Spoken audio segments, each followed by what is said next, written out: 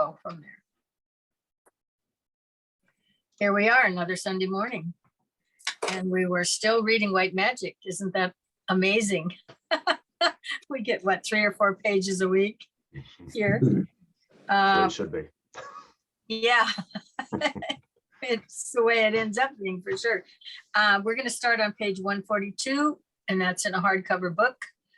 If it's online, it's rule number 4, and we're partway into rule 4. That's the best I can give you as to where you're going to find it if you've got an online copy. And so we have Tom back with us. There we go. You Not getting in the camera there. Good to be back. good. And the other guy up there's always here. Good morning. Yeah, you're the one who originates this thing. So on rule 4, we're now into, we've talked a little bit about sound. And so I'm starting with the line, people seldom realize the potency of a word, yet it is stated, in the beginning was the Word, and the Word was God. Without him was not anything made that was made. When therefore we read these words, our minds go back to the dawn of the creative process when, through the medium of sound, God spoke and the worlds were made. So just imagine that. And somewhere in, I think, probably Rays and Initiations, he talks about Sanat Kumara every morning sending out these, I'm going to use the word rays, but I don't think he did, immerses this whole universe in this sound and color and bathes, literally bathes it every morning, is the way he's indicated. It's one of the nicest, most beautiful collection of sentences that in all of his works, as far as I'm concerned. But it is sound. And I think earlier, doesn't it say that sound bathes and brings thought, it clothes, C-L-O-T-H-E-S, clothes thought and brings to the surface so we can recognize it. Because I can be sitting here thinking whatever I'm thinking, and each of you can, but it's silent. Now, when you start speaking what you're thinking, then that, I believe, is what he meant by it clothes the thought, and then it's out there. And now we all know what you're thinking too. Okay, and so that's the transition from just your own private thought that nobody else is connecting with, unless you're a super spreader, and can send it out on the silent waves, and everybody picks it up.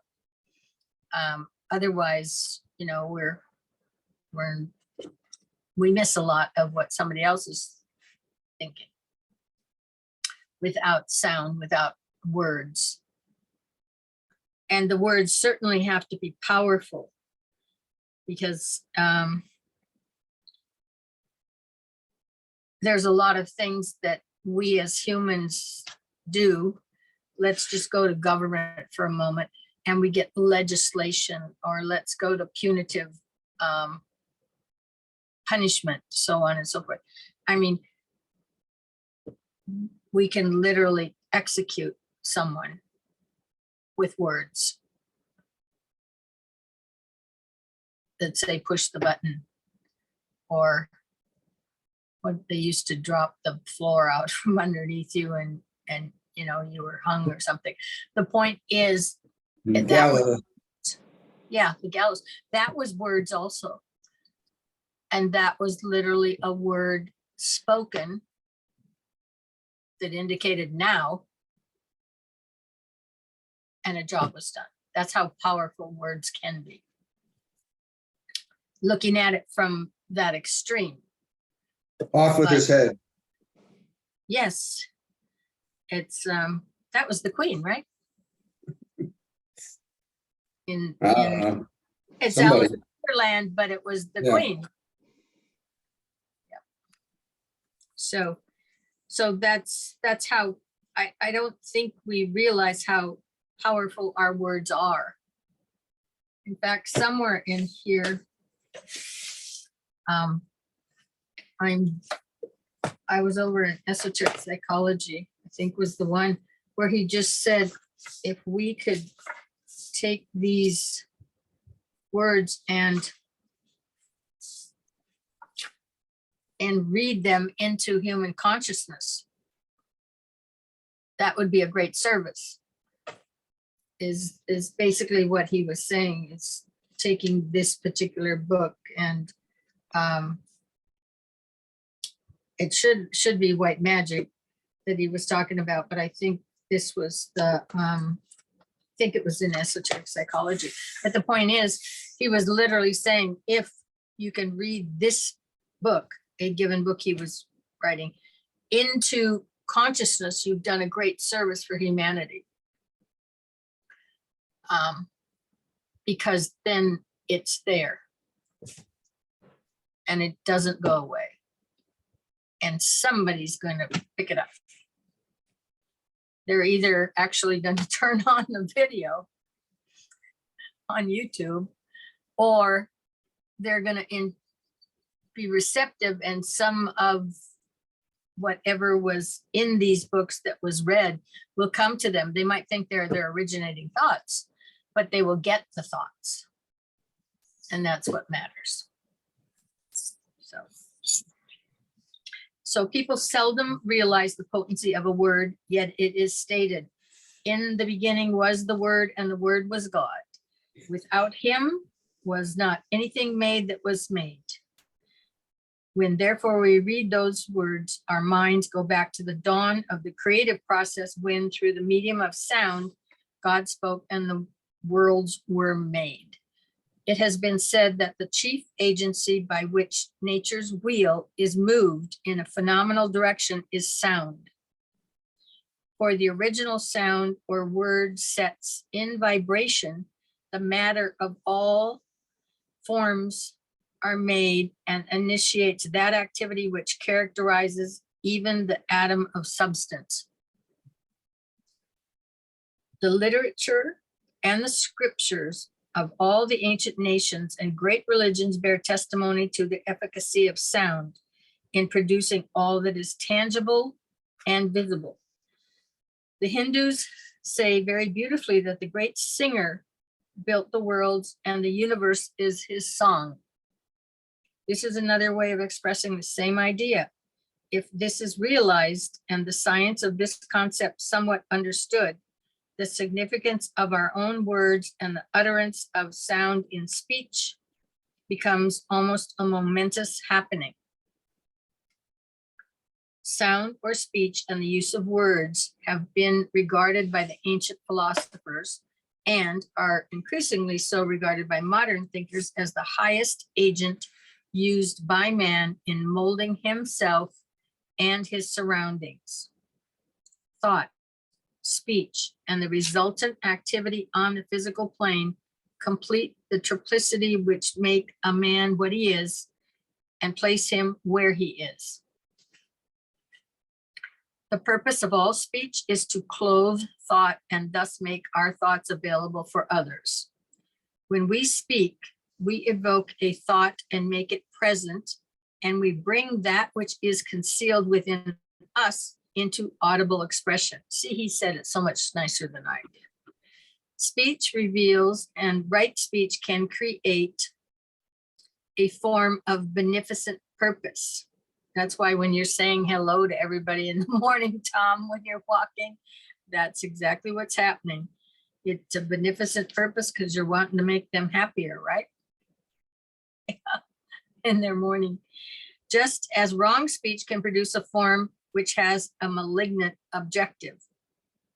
Without realizing this, however, ceaselessly and irresponsibly, day after day, we speak, we use words, we multiply sounds, and surround ourselves with form worlds of our own creation. And that's, I mean, that sentence alone is our world that we surround ourselves with is really a product of what comes out of our mouth. And then consequently, the environment or individuals' reactions to that is what you get. So it is not essential, therefore, that before we speak, is it not essential, therefore, that before we speak, we should think? Thus, remembering the injunction, you must attain to knowledge ere you can attain to speech.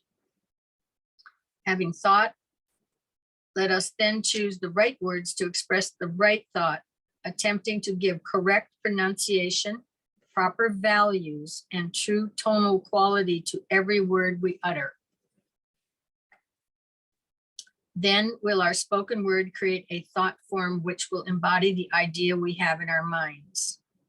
Then too will our words carry no discord, but will add their quota to that great harmonizing chord or unifying word, which it is the function of mankind ultimately to utter.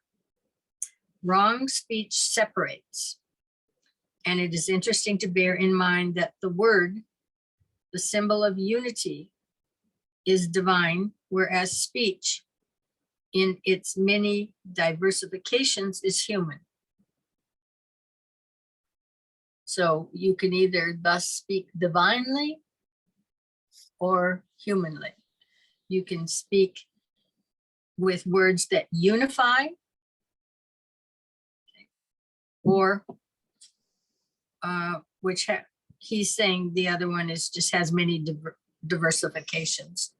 So he's being kind when he talks about the human speech. So as evolution proceeds and the human family rises into its true position in the great plan of the universe, right and correct speech will be increasingly cultivated because we shall think more before we utter words, or as a great teacher has said, through meditation, we shall rectify the mistakes of wrong speech. And the significance of word forms, true and correct sounds and vocal quality will become ever more apparent. But through the use, through meditation, we shall rectify the mistakes of wrong speech says a lot, because a lot of people do not see the fluidity of this energy if it's not blatant. They don't understand that behind the scenes, in the subtler worlds, we've got energy moving. We've got it interacting. In fact, I think I pointed out to Donnie the other day is, it's like when you read this material and then you come back, let's say a week later, and you look at the same material and you don't even recognize it. Because behind the scenes, once that material was introduced into your consciousness, it's out there working, finding other related ideas and expanding on the material that you put in. And it's brought it back to you. And now you look at this and realize, geez, I didn't know that's what that said. Comments, because I know I've got them here. You guys do this all the time. Well, there's a lot to talk about here. I'm going to pass for now because I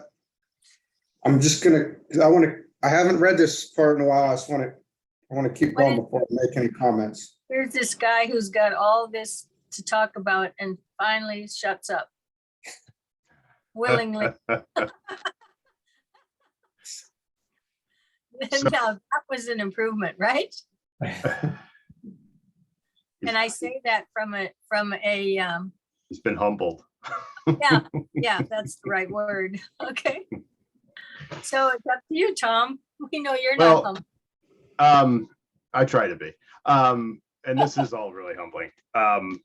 And I wasn't going to say anything, but sometimes I notice too, and this is strange, And I think it goes back to what you were just saying a little while ago too, about how sometimes people can formulate these thoughts and they think that they're their own. And I had this thought when you said that there might be people out there that have those thoughts, and then they find these materials and they read it and it brings confirmation in for them. And it was interesting because I think Donnie and I are having some conversations throughout the week after we got back from our trip. And I felt like as I started listening to last week's session and I started hearing some things that were resonating with some of the things that Donnie and I were talking about. And it was just interesting to me because I felt like it was all new. But then I started listening to last week's session and there it all was. Now, I'm sure there was some influence from Donnie's part because he was part of that. But I think I said some things to Donnie that were actually discussed last week, and I hadn't even gotten that deep into the book yet. And then when I watched it last night, I'm just like, holy cow, there it is. So it kind of happens on that flip side too. It's like you have those thoughts, you come back to the materials and you're like, whoa, I was just thinking that. So it's just kind of neat that occurs that way. Yeah, it does. But I think when I was young, people said there was nothing new under the sun, was the way they used to say it. And so if you came out with ideas or something like that, it was just, hey, there aren't really very many new ideas out there. No kudos for anybody. No kudos. I talked to Carla yesterday for just a couple minutes. I opened up the book and it literally continued on and went into detail about what Carla was saying. That you can't make it up, No, and I mean, I didn't have a book, so. Yeah, I know. Reading out of a book to you at that time. Yeah. We talked a couple different times, so I'm not sure exactly which. Yeah, I would have to go back in the book to jog my memory a little bit, but no, it was pretty interesting. I was laughing. Well, I think the point you're trying to make, and Donnie, I think you and I have talked about this before. It's like you just open the book randomly to a section and you start reading it and you're like, holy cow, that's what we were just talking about. Yeah. Yeah, no, that happens over and over. Now, I'm going to pull a sentence out of Esoteric Psychology. He's talking about the soul in here, but he says, it is a platitude to say that the true meaning of psychology is the word of the soul.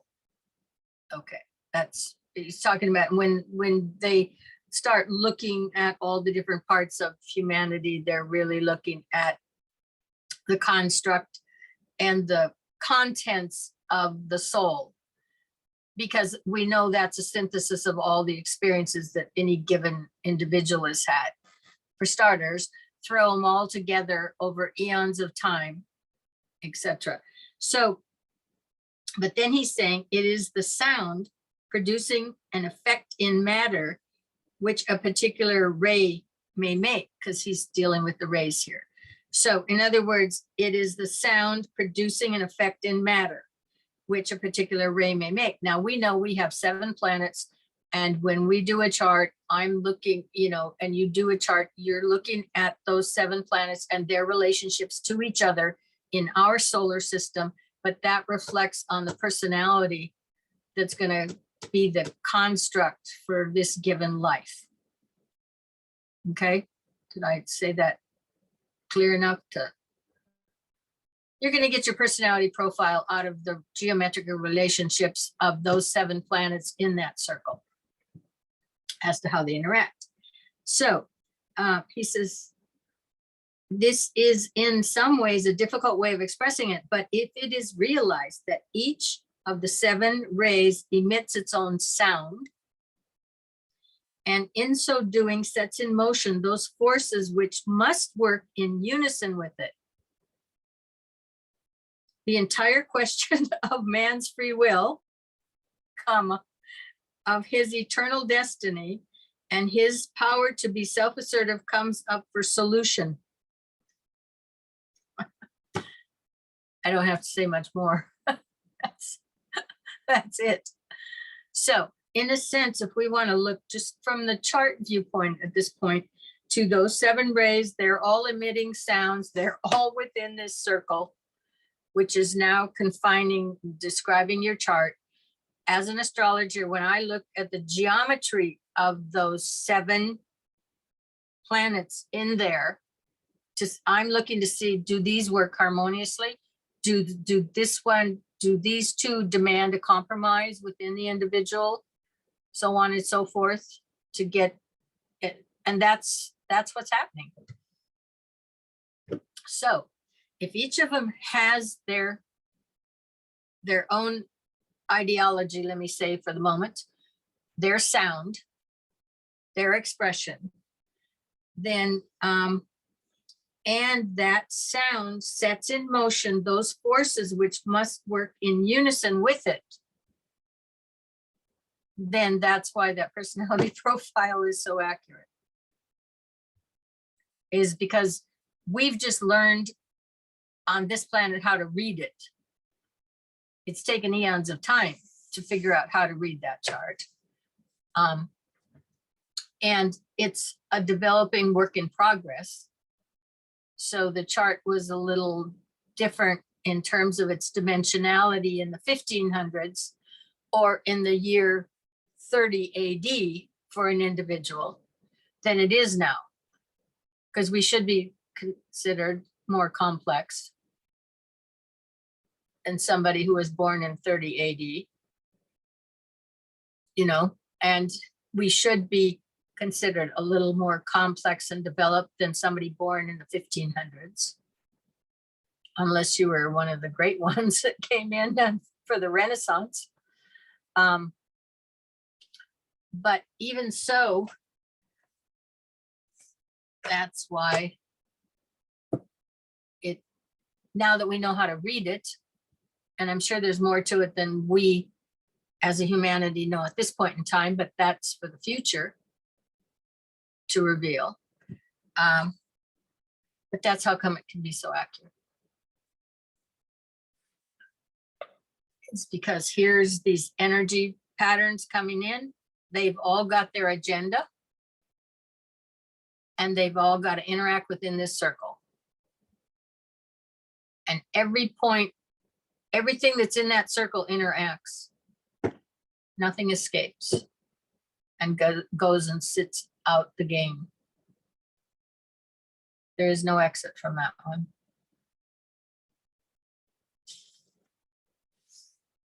So are you in a speaking mode yet, Donnie? Can you think about that? Well, the blending, you know, and bringing harmony to that is, Part of the life. I guess that's what we're doing. Yeah.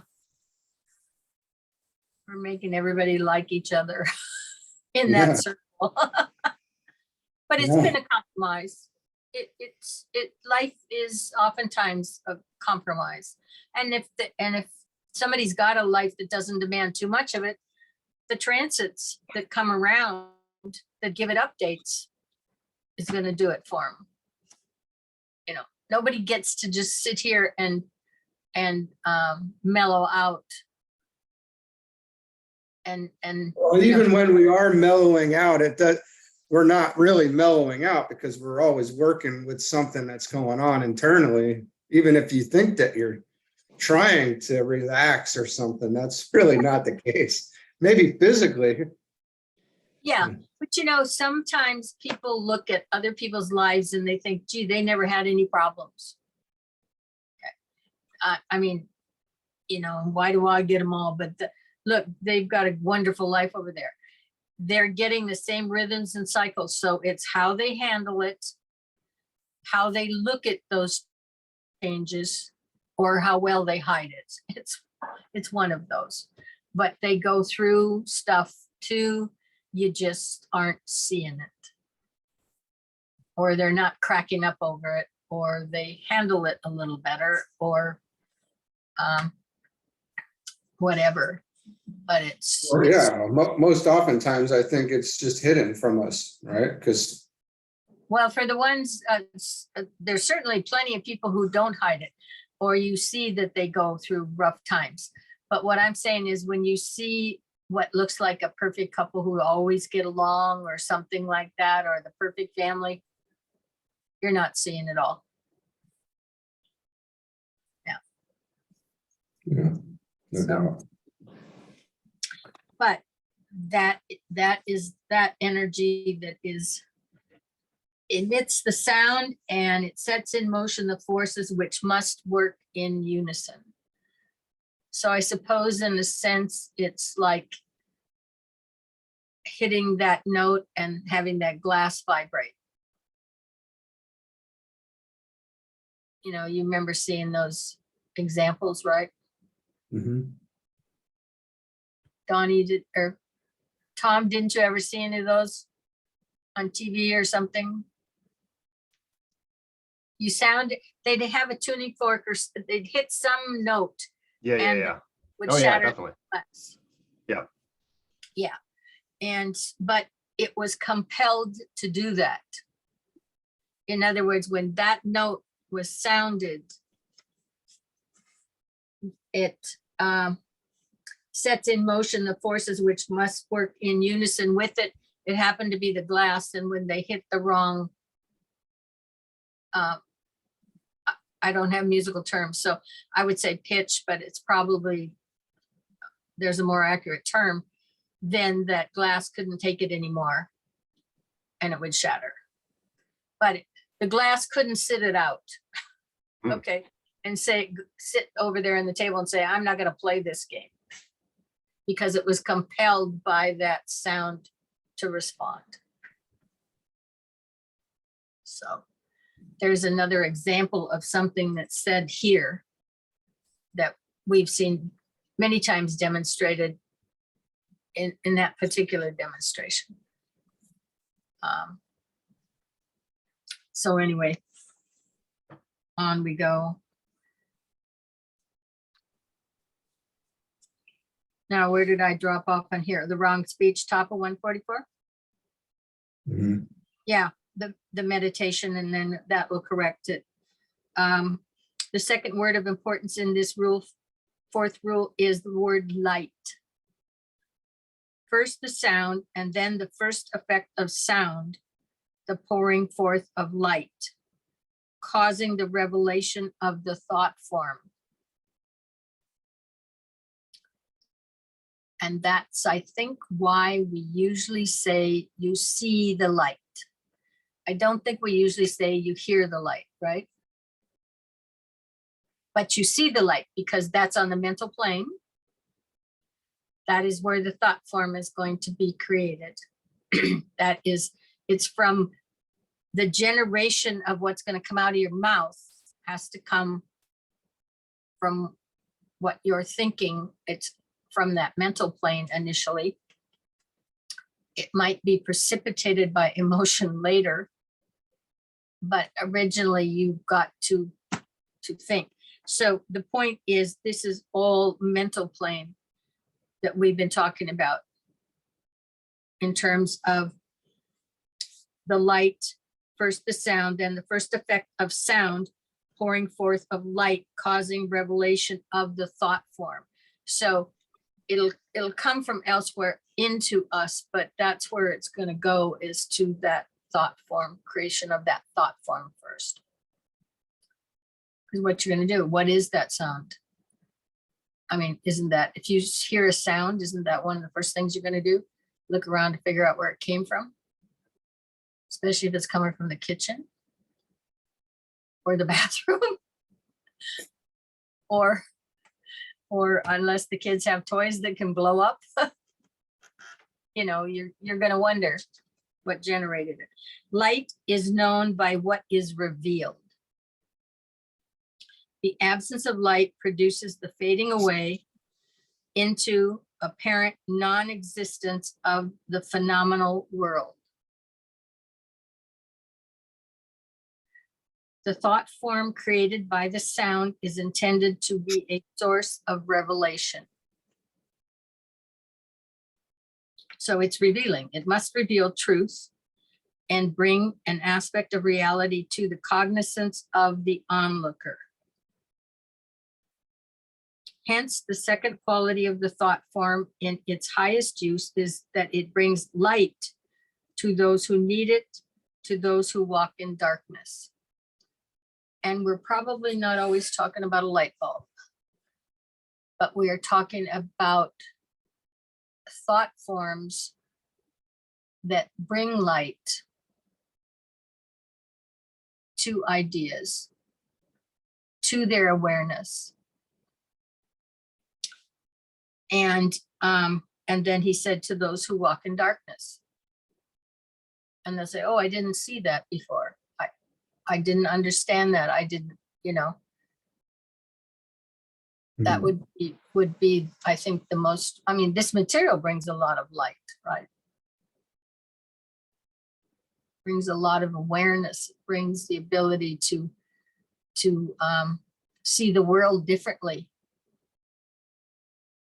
We're talking about the sound, not our sounds. So that's Right, yeah. The thought form created by the sound is intended to be the source of revelation. So this is a process that continues over and over that he's pointing out. It must reveal truth and bring an aspect of reality to the cognizance of the onlooker. So it's got to be relate to the reality of the world he's in, which we know is loaded with glamour and illusion. So this is supposed to be dispelling some of that. And in its place, it's bringing truth. a really amazing sentence right there, actually. Yeah.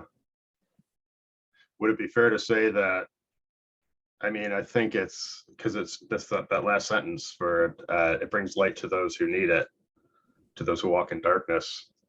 I feel like it brings it to those who need it, but it also kind of hits them when they need it, I think. And it brings those revelations that, like, it's almost like it's opportunistic, and it hits them at those points through their existence when they need that. And it kind of, Because they've drawn it to them right. by need. Yeah. Yeah. It's deep. You know, and there's probably a lot of cards, especially if they are for, if somebody has died or something, and people send a card, it will embody a certain amount of this type of stimulation to bring those thought forms that bring light or bring awareness, and soothe the soul, if you will, at that point in time. But it is the combination of the words. And then if they get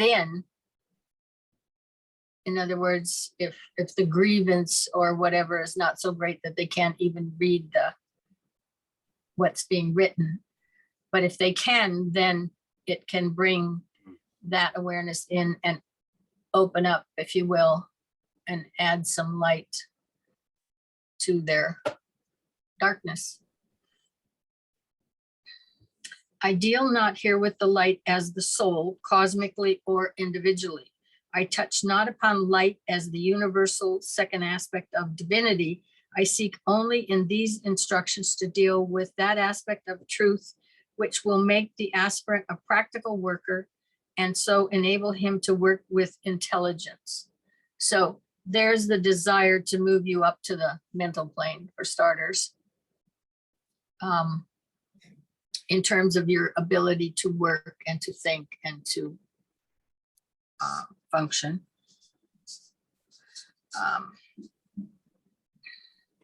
His main work, and increasingly he will find this to be so, is to create thought forms to carry revelation to thinking human beings.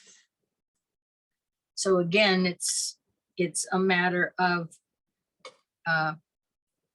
putting them out there so that when somebody needs it, it can be there and they can pick that thought form up and kind of open it up in their mind and have a little more light. It'll kind of flash in their world, so to speak. But it's been sitting there waiting for them to be able to attract it and to need it, which is then the driver for the attraction. To do this, he must work occultly and through the sound of his breathed forth work, through the truth revealed in form, will he carry light and illumination into the dark places of the earth. And mankind has been doing that for eons. I would expect that the history of the Bible indicates that, the Old Testament. Certainly the New Testament has very clearly talked about light and bringing that level of awareness that was not brought before to the West. The East has, looks at life a little differently and has its own way of bringing that level of awareness. Okay. In the system that works for them. They've been around a lot longer, so their method might be a little different, but the principle's the same.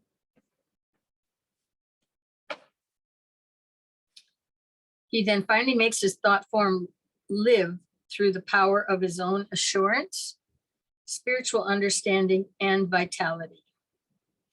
And so I would say that this book, all of these books that he's written, so if you talk about the power of his own assurance, DK is certainly assured that what he's indicating is truth. I mean, I don't think anybody who reads this has questions that if they know this material, that from his standpoint, he is assured this is truth and spiritual understanding and vitality. And in being able to do that, he conveys that through this material to whoever opens these books and takes a look. Okay. It is a process of transference. Plain and simple.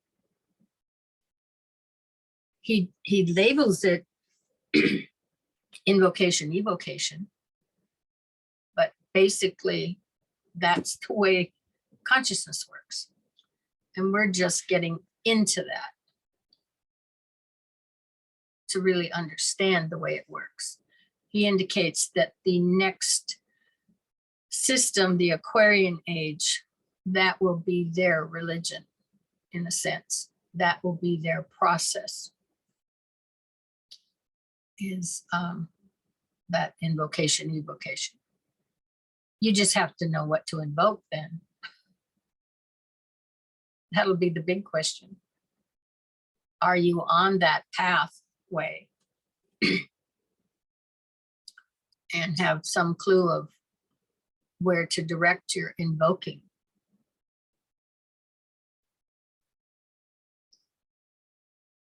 Thus, the significance of the third word, vibration, appears. His message is heard, for it is sounded forth. It carries illumination, for it conveys the truth and reveals reality. It is of vital import, for it vibrates with the life of its creator and is held in being as long as his thought and sound and intelligence animate it.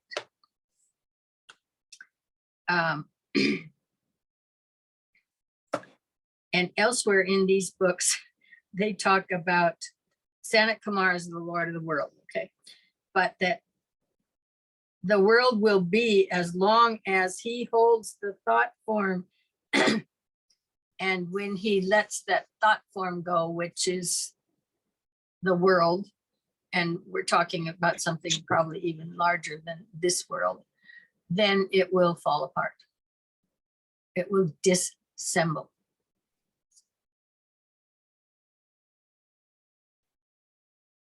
So when they say hold that thought, that should give it a new meaning.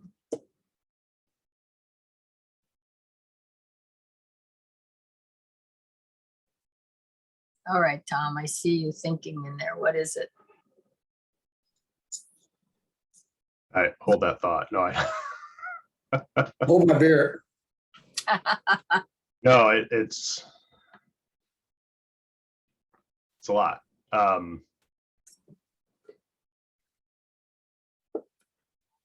don't really have a thought right now.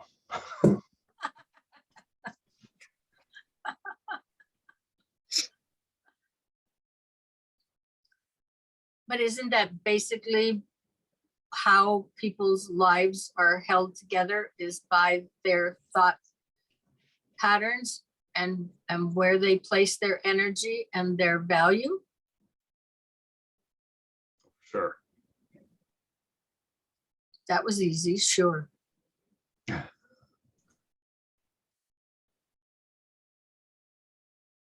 Well, I mean,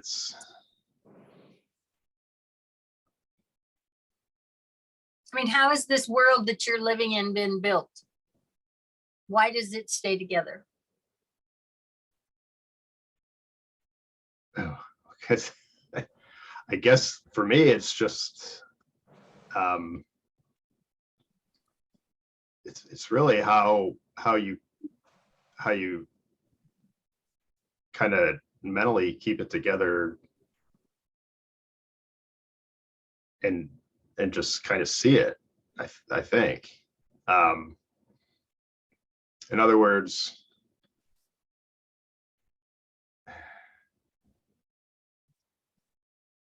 you can't really, I mean, I guess, you know, people are going to do what people are going to do, and stuff's going to happen. And if you sit there and let it really get to you, then yeah, your world is going to fall apart. But you kind of just got to sift through it and deal with it as it comes. And I mean, I'm oversimplifying it, I'm sure, but you just can't really let it bog you down. You just. But let me back up a minute. My question kind of was, how did you get the world you have? Okay. Oh, well, I created it. Right. Idea by idea, thought form Right. by thought form, right? Right. Yeah. And compound it. And why does it hold together?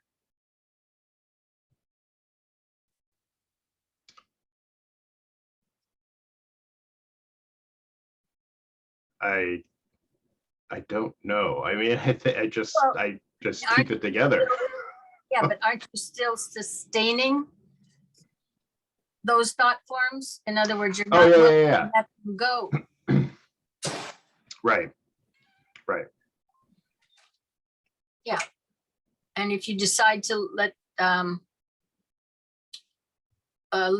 say you decide this isn't the right house anymore. Okay. Gotcha. It's going to be the right house until you decide that it's not, not. and then have to shift to something else. Right. But in other words, this is how you create the life. This is how you sustain whatever's in it is being sustained by you. Right. And then when you're ready for things to change here and there, you kind of dissolve those thought forms away, and it either makes way for something new to come in. But yeah, I got it. Definitely.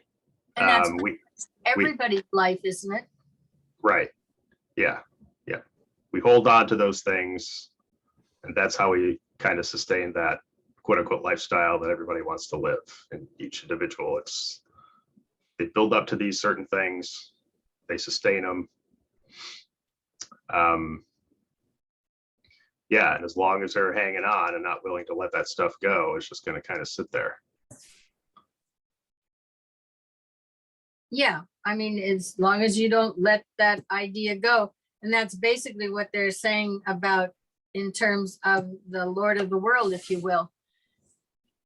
This world, this system, this cosmos, and if you want to go far enough, you go to the days of Knights of Brahma, right? When the entire thing folds up and says sayonara for a while.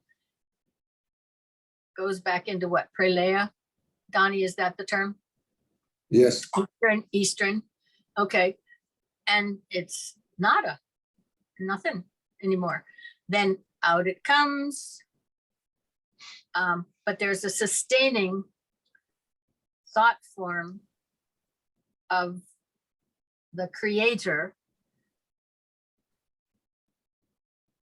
that puts this back out here, and we go through all these processes back and forth according to Eastern religion, right? But it's hold that thought form, because when the thought form is not held anymore, then that's when it will disassemble. And all the parts go back to wherever they were before they were gathered and held together by whomever the creator is, depending upon what level the form is. So if you wonder why you have the life you have, that's the answer. It's all on you. Yeah. You have put value into the pieces and the parts that are in there, and you hold them. And those are things you're not ready to let go of, including the old car in the driveway. Because it has never gets driven, but you hang on to it. Yeah, because it has meaning, it has importance to the person who's hanging on to it. So.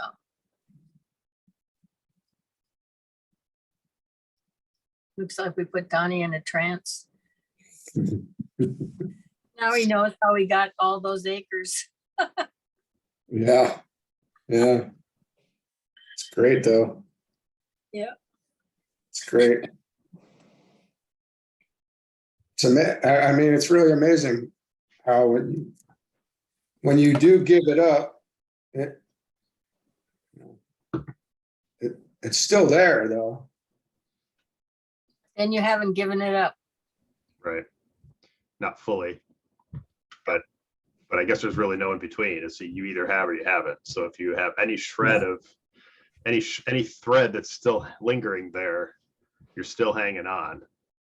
And I don't really think it's necessarily, well, I don't know. Tell me, is it a good or a bad thing? I think we have to dissolve some of these things away. We have to dislodge some of the world that we've created so that we can move forward. Because if we hang on to these things, then we can't really get to where it is we're supposed to be going. Is that a fair assumption? Yeah, probably so, but you're not going to let go of things till you're ready. Right. And it's a lot easier said than done. Certainly attached. There's no question that we're attached. Right. Down here, that's part of the glamour and the illusion and everything that he deals with in his book, Glamour, in that regard. Yeah. But the point is, just trying to stress that we literally, the world, whatever world we're living in, we have become attached to it, and it is in part of our little ring past knot at this point. And until we're ready to let go of something, it's a real battle for something just can't separate on its own. You have to be willing to let go of it. Right. And sometimes when things are either lost or you lose hold of something you weren't ready to let go of, you can remember that forever. Yeah. Now, on the flip side of that, I think when you can truly, absolutely let something go, it's incredibly liberating. Yes. There's people who end up in some of these fires where they lose everything. Mm-hmm. or even some of these tornadoes that come through. And certainly not everyone, but there are a number of people who talk about how liberating that actually really is, where they had whatever this was, it's not there now. But first of all, they recognize they have their life. And then I think the second thing is they realize how liberating on another level this is. And I'm not going to apply that to everybody because that is not the case. Right. Okay. By any stretch of the imagination. Sometimes it's everything you have and you can't replace it. You know, if you're at that stage of your life or economic cycle or whatever. So I'm not trying to apply it in all, but there is a certain liberation that one does feel when they're ready to part with something. Now, if you want to clean out the storage areas or something, you go through and first of all, just take out what you know you can let go of, okay, and part with it. Then give it a little time, go back, and now there's a whole nother level of things you can let go of. But you couldn't let go of them on the first round because there were attachments that are no longer there after you've let go. The first round is actually gone. Mm-hmm. Okay. Then you can look at all the other stuff, and it makes it a lot easier for other stuff to go because you're no longer attached to them in the same way. So that in itself is probably an interesting awareness that they have their attachments in this pile of stuff relative to you that have to be dissembled also. But the whole idea in each of these initiations is that you are leaving behind in the first initiation, it's the physical plane. You're leaving it behind. In other words, you're not drawn to being attached to it at this point in time. That and you can move on, and nothing will pull you back to that plane. You know, you're still going to see the mountains. You're still walking on Earth, etc., etc. But it's that there's nothing that will hold you back because you absolutely have to be down on that plane. And that the same with the emotional plane when the time comes, that there aren't unresolved emotions and ties that keep pulling you back. And that's the idea all the way up. That plane is that you've got, and again, now you have to come back to consciousness to realize that the symmetry, and once you have it on a given thought form, you got both sides. You got that which was subjective, that which you've been able to objectively express. You got that one. You're not going to go wondering about it anymore because you know whatever it's representing, you know it. So it's not a pull to pull you back. Okay. And that's the name of the game. How immersed are you down in this lower three levels of the physical plane? And how much of a hold do they have on? Because you're gradually working towards not being held. It doesn't mean that you won't be on the physical plane, but you aren't being a little bit like Gulliver on Gulliver's Travels, where he gets all tied down on these lily puttons or whatever, tie him down, he can't go anywhere.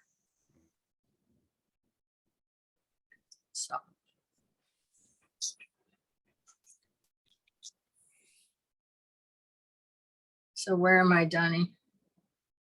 Students would find it of value, I believe. Oh, okay. That's one of them is you, right? A student.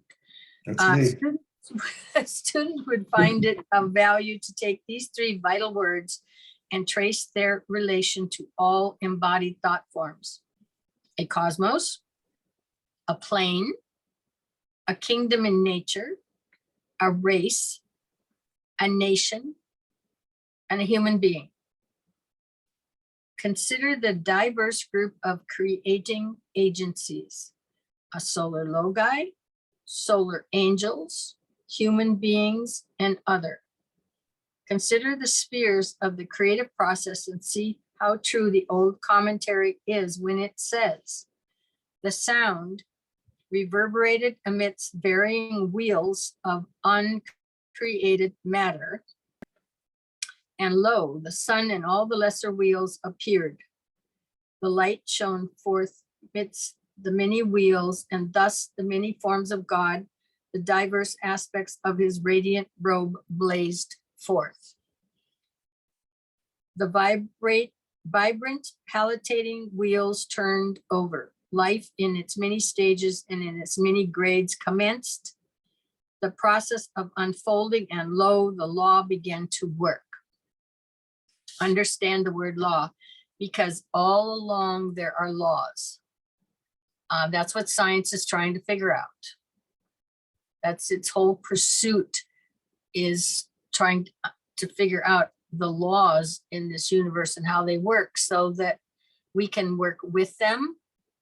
Or if they want to run a spaceship out there or something, they've got to know how all these work so we can work with their spaceship, however you want, wherever you want to send it. But there are laws, and it's the universal laws, and we need to learn about them. And that's what part of this whole evolutionary process is. Forms arose and disappeared, but life moved on. Kingdoms arose, holding their many forms, which drew together, turning together, and later separated, but still the life moved on.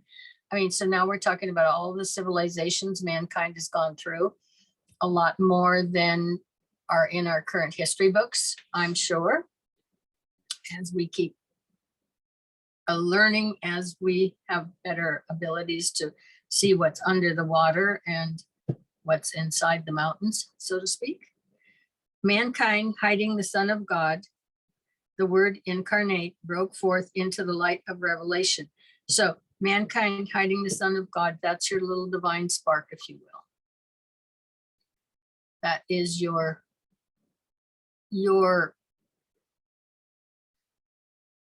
essence that is driving you forward to evolve.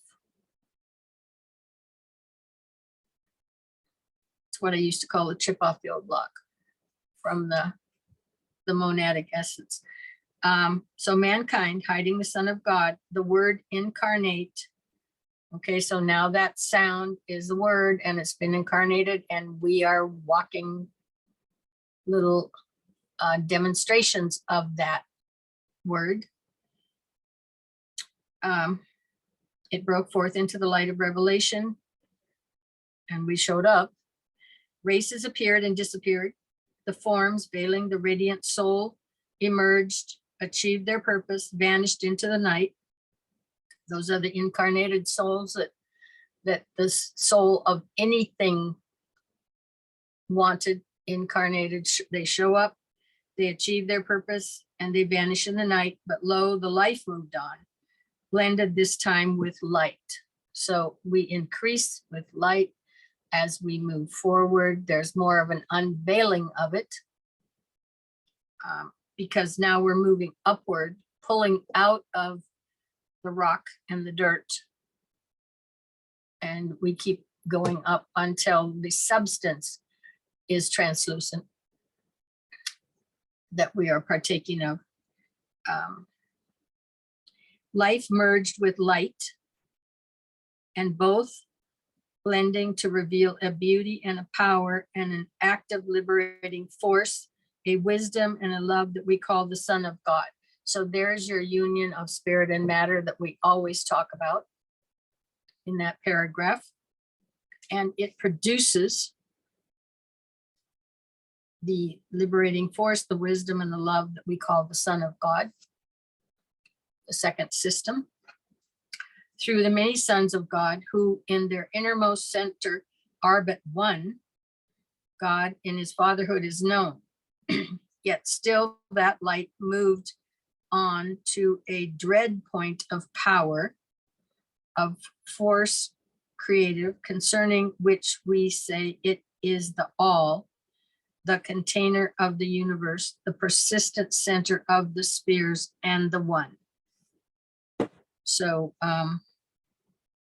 we're moving more into what would probably be considered that first ray type energy in our limited understanding.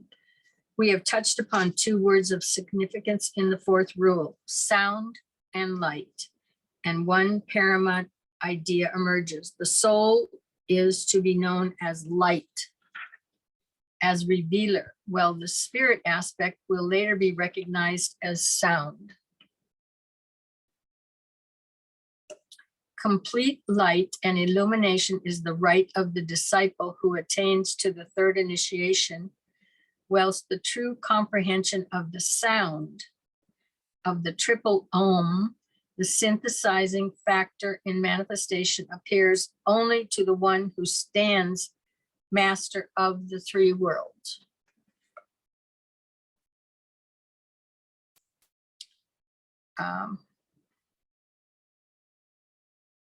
The word vibration must next engage our attention, but it may not be disassociated from the next word in sequence form.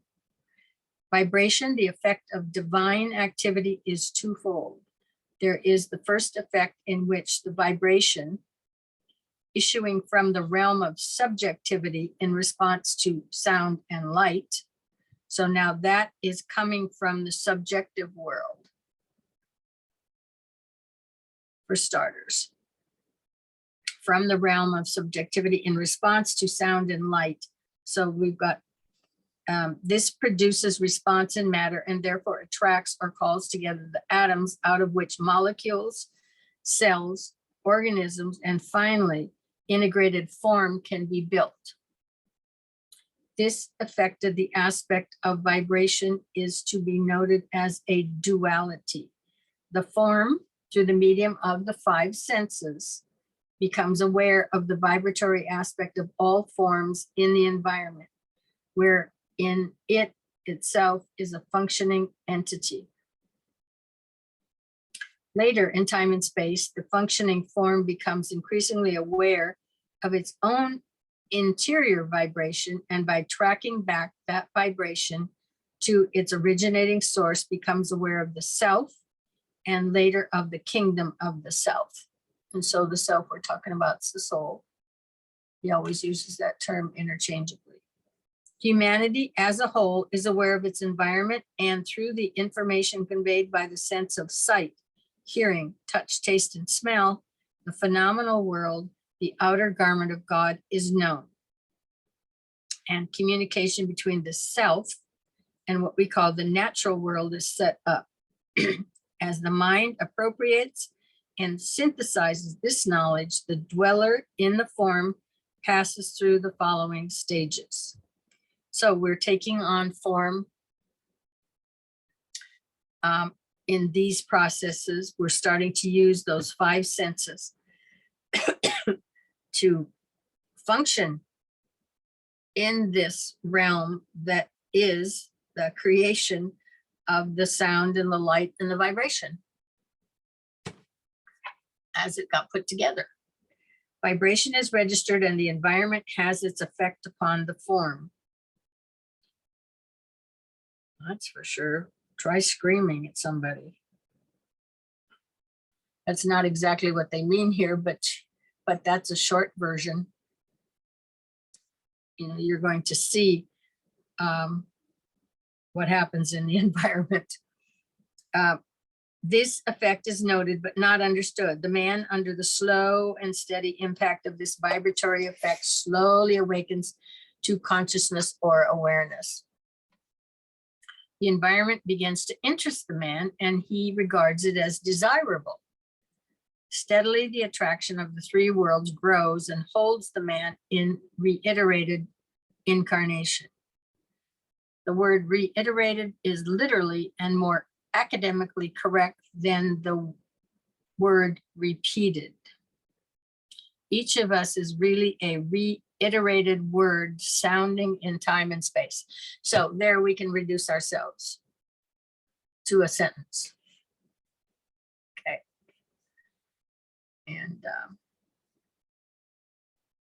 And so when somebody really goes after you and calls you out, say, just wait a minute, I'm reiterating. See if I get another version next time. So anyway, that's, I really shouldn't joke about this stuff, but so basically, I mean, that's a classic line. You guys should be carrying that one around with you. And when you want to stop a conversation, that would be a good thing to tell them.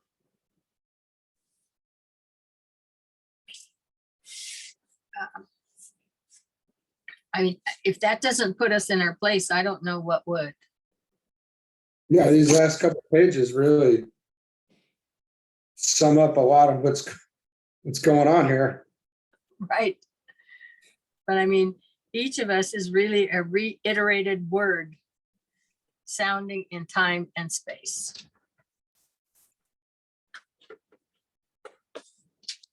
I mean, does anybody And you know, where he says, you know, the environment begins to interest the man and regards it as desirable.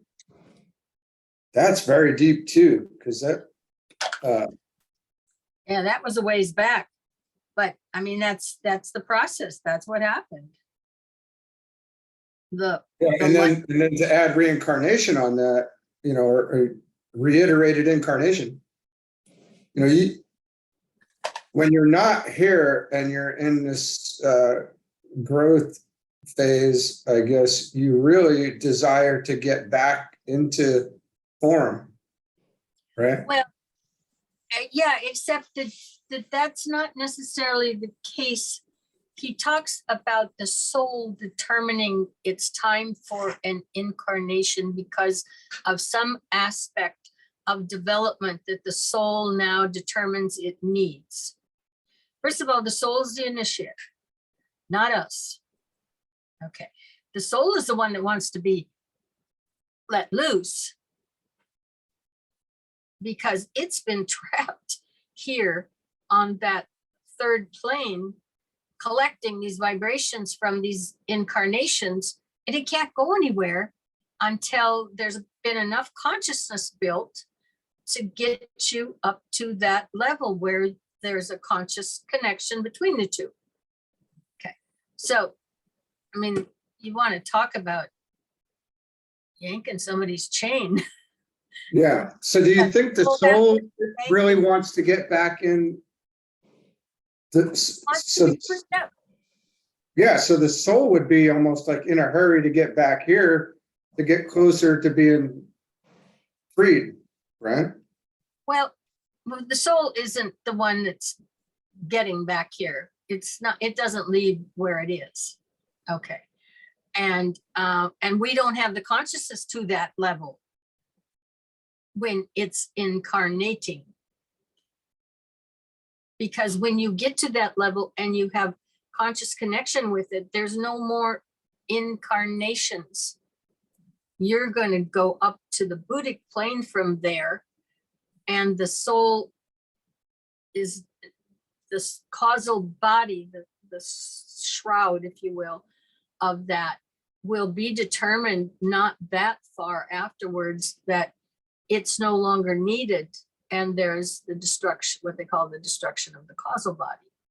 So you gotta, the soul is the repository for the collection of those vibrations every lifetime. They go in, they synthesize. And that's what gives your life where you look for meaning, to evaluate anything that's occurring to you. you're bouncing it off of that compendium there to determine the meaning of this event that happened to me, or that happened to me, or should I partake of this, or is that wrong, or whatever. That's what you're talking to there.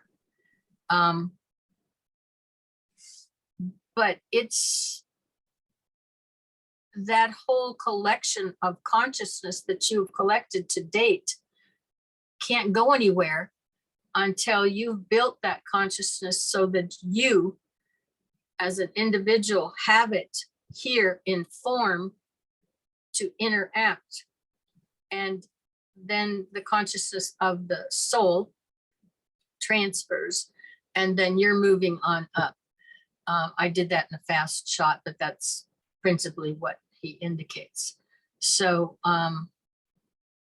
you know, but it's not the transference of the soul after the third initiation is it moves from level 3 to level 2 on the mental plane at that stage. And I would imagine when the destruction of it comes, the appropriate place would be to be maybe on the first plane, because that kind of energy can make it decompose fairly easily. Just simply from a scientific, technical viewpoint, I would see that. But say that again, because I was responding to more than one part of your sentence. Do you remember what you just said? We desire, you know, when we're not here, I think Oh, there's this, not our choice.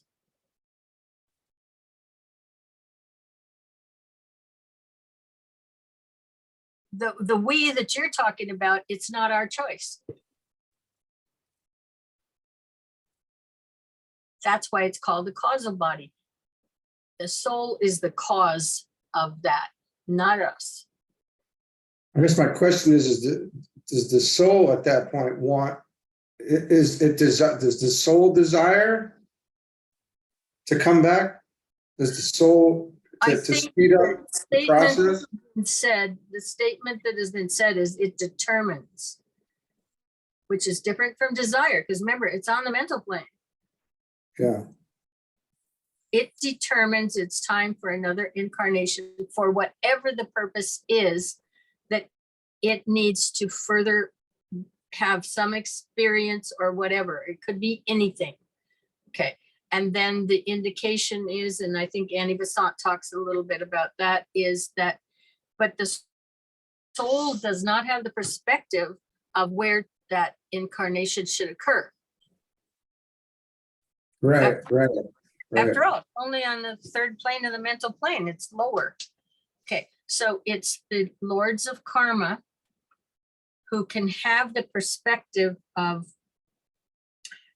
what's right on this planet, what's right for the solar system, and probably what's right for the immediate direct partnerships we have, those 7 paths, if you want, that are going to go back out. In other words, it can look at a much larger perspective of the whole gamut that this planet is currently involved with, in terms of it's going to mean something. I mean, it's probably, we're not looking to interact with the black hole at the center of the universe or calculating out to the night of Brahma, but there has to be an implication, not just for this planet or for that soul, and how it's going to benefit that one without integration, understanding the dynamics of a much larger need and how you're going to balance that out, which is doable for the lords of karma, but it is not doable perspective for the soul. Okay. So what I'm saying is, don't give it more power or meaning at this lower level than it has. because it's still stuck down here. And it's going to be stuck until the little automaton, us, or what did he call that? Yeah, he does call it an automaton. That's the point. But until the reiterated word has reiterated enough to get itself all the way up there and hold consciousness level to that. So anyway, that's because I'm trying to pull away a little bit of the personalization that I sometimes hear when it's not, I don't think it's that personalized. You're trying to move out away from being in the clutches of this lower three worlds and the dynamic grip it has when we're clothed in substance. Does that make any sense? You're getting your desire on the astral plane. Well, that makes sense too. My But- question is, what does the soul experience though? What is the I think that's my question. Well, I think less than you give it credit for. In terms of personalizing it. Is really what my answer is. That would be my answer. In other words, don't humanize it. Right. Okay. Trying to get away from that. Right. Okay. Well, that's But pretty too much- straightforward. That's Yeah. pretty pointed. I mean, that would be a Master Moria answer. Right. Yeah. That's some serious stuff. Yeah. Okay. Yeah, it's trying to get the hell out of here. It doesn't want you any more coffee clutches and Okay. garden teas and birthday parties and, you know, it's not interested in those things. Yeah. Very good. It's getting the job done. Yeah. Yeah. Okay. So.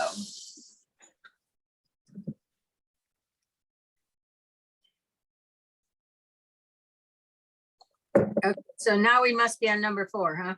Later, when the Yep. vibration of the environing forms of the natural world becomes monotonous, through constant impact over many lives, the man begins to turn a deaf ear and an unseeing eye upon the familiar phenomenal world of desire. And so that's part of the key, is when you've had those exposed to those same vibrations over and over and over, it gets boring. Right. So you're going to go at least look for a different experience with different vibrations until you've moved all the way up a given plane. And then you have that initiatory event when you've completed that plane. And it's also monotonous now that you, that there's nothing there to hold you, to come back to, if you will. It would draw you back. Then you'll move up to the next plane. Later on the path of probation and discipleship, this subtler vibratory activity exerts an increasing allure, subtler vibratory now though. The outer world ceases to attract, and the inner world of the self assumes paramount place in the desire nature. But it's not the desire of the self, it's the desire of the little automaton, if you will, that is the self itself assumes the paramount place in the desire nature of the automaton. Oh, I've done this, I've done that, I've done that. I'm not interested in any of those anymore. Oh, okay. Because now maybe he's getting a little bit of a contact with that soul and realizes that's a winner. Let me go find out what that is. Okay. But Yeah, that is, he puts it where he says it's not the soul that identifies with the personality. It's the personality that begins to identify with the soul. right. Because he's trying to pull all of this up out of this massive amount of substance. And I'll start with a massive one, a mountain. One of the mountain, I don't want to use Everest, it's used all the time, K2, I don't care. The Himalayas, okay, that's a massive amount of substance. That is physical plane, okay, plane number 7. But you want to talk about trying to pull yourself out of the massive amount of that substance, because somewhere along the line it had to happen. You know, and then you get immersed in the astral plane. But they're building the astral plane for starters with our consciousness, whoever's there. Previous civilizations, more so than us, were trying to work on the mental plane and build the mental plane and work the consciousness up that way. But the astral plane had to be created. And going through that until finally the soul becomes the allure. And the soul is not even interested until the personality is integrated, which means that your physical, your emotional, and your mental can operate as one unit. Okay. So that if I'm driving in the car, my physical, my emotional nature, and my mental nature are all in the same place driving down the road. Okay, focused on what's going on right here as one unit. Poor example, but I've got better ones, but it's a family program here. So integrating systems together. But otherwise, the soul's not interested in you yet because it can't do anything with you until you operate as one unit, which basically means that if that's happening, your mental is controlling all 3 units as one unit. That sounds like presence. Is that PRSENCE or as gifts? No, present. It sounds, yeah. I mean, to be fully aware in that moment would be aligned. I get, I'd be in alignment there, right? Well, it's the alignment, but it's going to become natural eventually. Right, right. I see. Yeah, that makes a lot of sense, actually. I mean,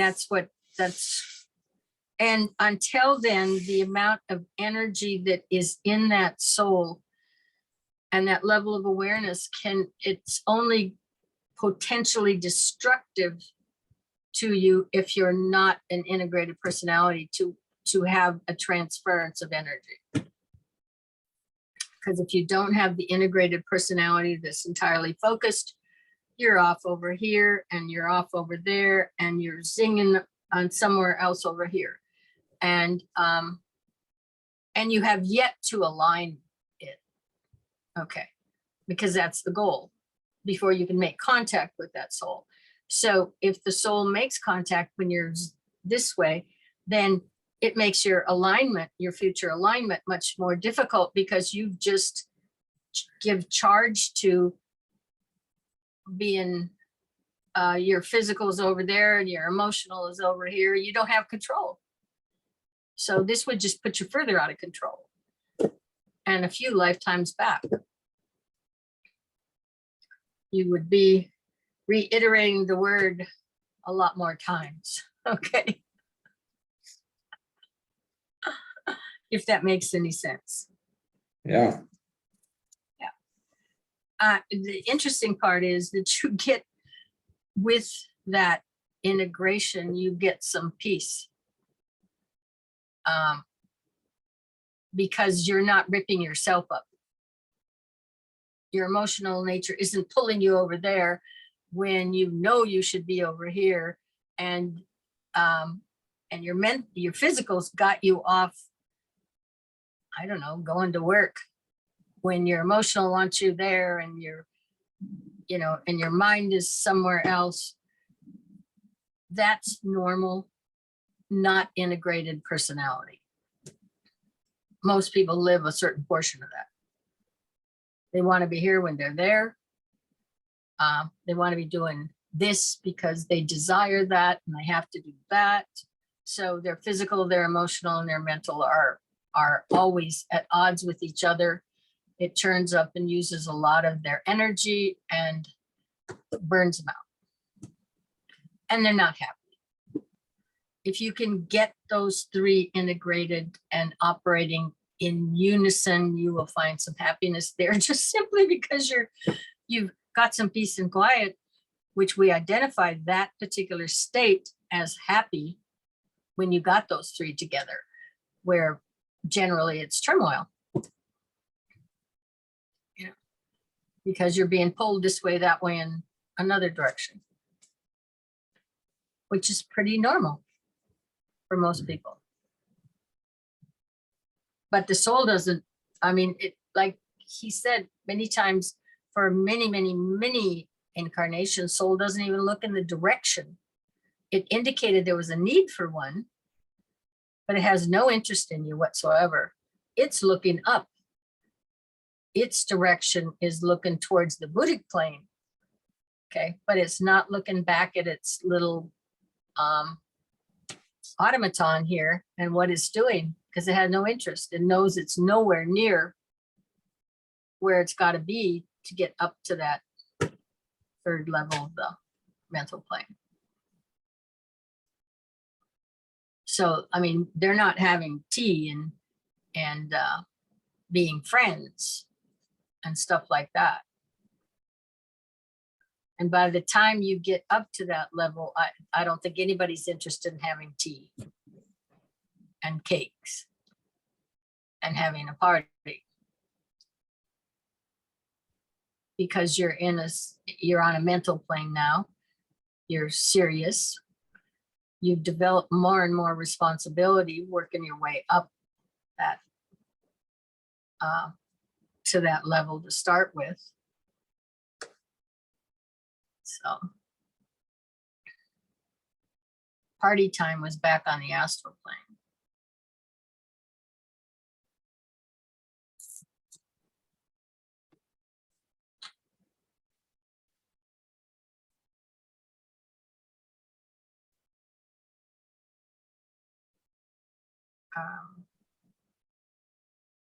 Okay, so where am I at again? Am I on 5 or did I go past it? Outer world ceases to attract. Okay, so we're on 6. Little by little, the language of modern psychology within the outer form, which is the response apparatus for the process of becoming aware of the phenomenal world. The disciple builds a new, subtler response apparatus whereby the subjective worlds can be known. And those are some of your senses on some of those sublevels, higher sublevels, that you develop the ability, you develop functioning on those levels. So you've got the subtler response apparatus whereby now those subjective worlds that have not taken form of that energy, which you got to figure the mental plane, we don't see our thoughts. They don't fall out and materialize, as we speak. They aren't letters falling to the ground or spelling something out.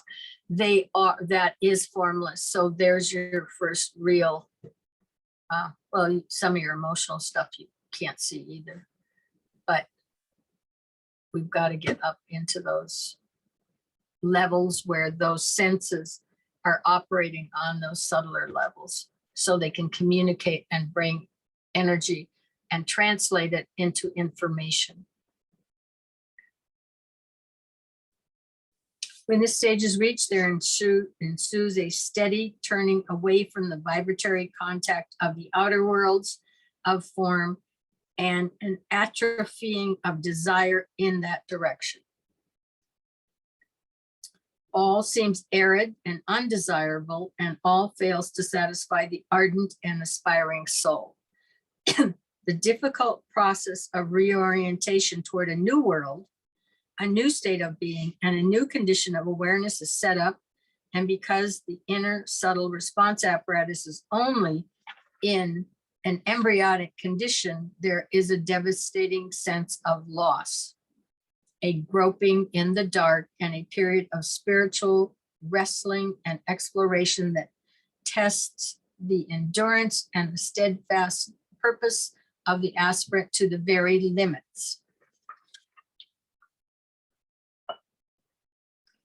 So life is really boring then, out there in the world. There's really nothing to attract or hold you. But, and this is the encouraging point to remember, all proceedeth under the law, and naught can hinder now the work from going forward.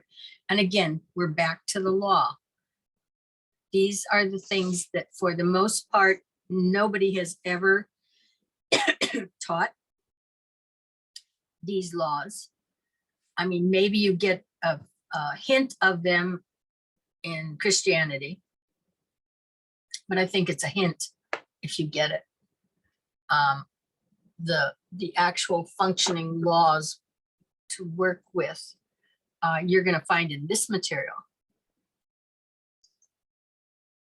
which should make things a lot easier. But it's, if you can understand that there are laws and you are willing to work with the law when you figure out what it is, you're going to proceed a lot easier and a lot faster.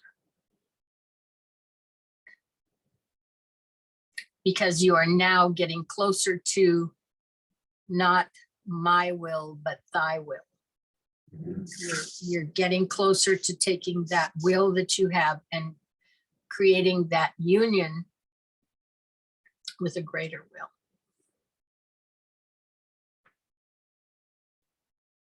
So let's talk for a minute. Somebody else talk here.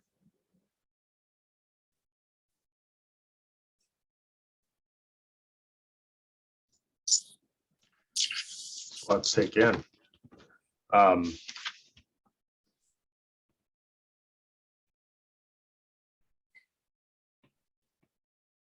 don't know why I ended up, how far did we read? I don't know how I did, if I kept reading beyond what we were talking about, but I got down to may feel himself deaf, dumb, and blind. And that certainly resonates. Wait, I'm on page 148. What are you talking about? Yeah, well, we stopped. Where did we stop? Did we stop at proceedeth under the law, nothing can hinder? Now Right. that the work is going forward.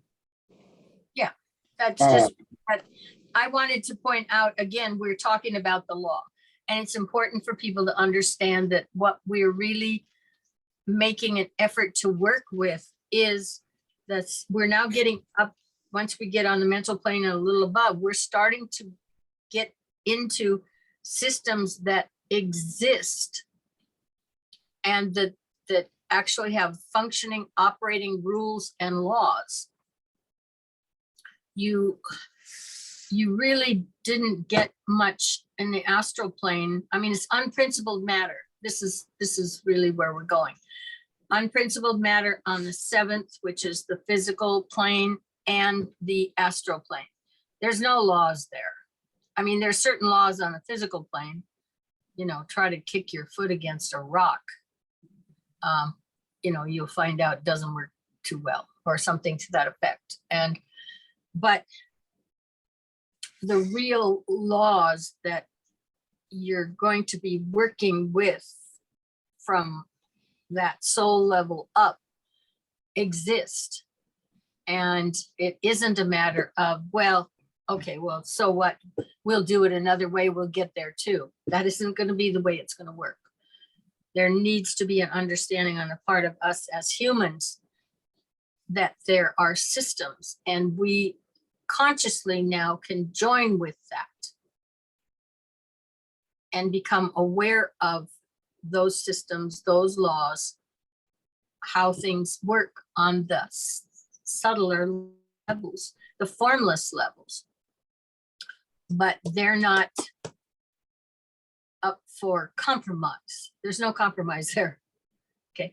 It is what you then come to join and make union with and absorb, and part of that energy becomes part of your being, and you're consciously functioning on those levels. And at the same time, from what he indicates, is the people who do function, their consciousness, they're in those formless worlds, are trying to figure out what that energy indicates, what the information in that energy and light is. And so better understand the whole structure of this planet, not from the lower three worlds, but from the other portions that this planet has subtler realms. It's not just what you see is all you get.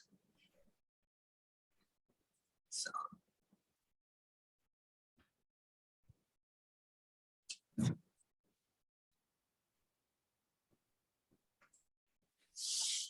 And, you know, a lot of people just think, oh no, it's easy, it's simple. We can do everything down here in the lower three worlds, because they just don't even know the others exist yet. DK says in esoteric psychology that you prepare yourself. We prepare ourselves to move forward, essentially, to take initiation, and it's self-imposed. Nobody's going to hassle you. No, when you decide it's what you want, then that's where then that's your focus. And you're either going to take it seriously or you're not, I guess, essentially. And that's kind of what we're saying here. Yeah, and that's exactly the way it is. Yeah, first of all, nobody's going to come and bonk you on the head and say, okay, you're chosen this time, and you're chosen, and you can go. Okay. Now that only happens down here. Yeah. Duck, duck, goose. Anyway, no, this is all self-initiated. Yeah. Yeah. And you decide this is your journey and your time to make the journey. And it's not the time for everyone, because you have to be able to be able to kind of collect your marbles and pick them up and not leave any of them laying back on the ground there that you're going to have to come back for. So if there's some aspect, and we never know who somebody else really is and what is left on their agenda before they go in that direction, unfinished business, pieces that have to be put in place in a given lifetime, or this or that. And we don't know the purpose of the soul, anybody's soul incarnation, why they were chosen. I mean, why it was the time that they're incarnated. Some people like to guess, I suppose, but we really don't know. That's a pretty big piece of information. We being like you're talking about the physical we, right? Not our souls. Yeah. Our soul, I think, knows. The soul, but right? That's not the we. I'm talking about the constant nagging and determining somebody else should do this or somebody else should do that. We right. don't know. We don't know where they're, So it is the individual who determines that this is a journey he now wants to take.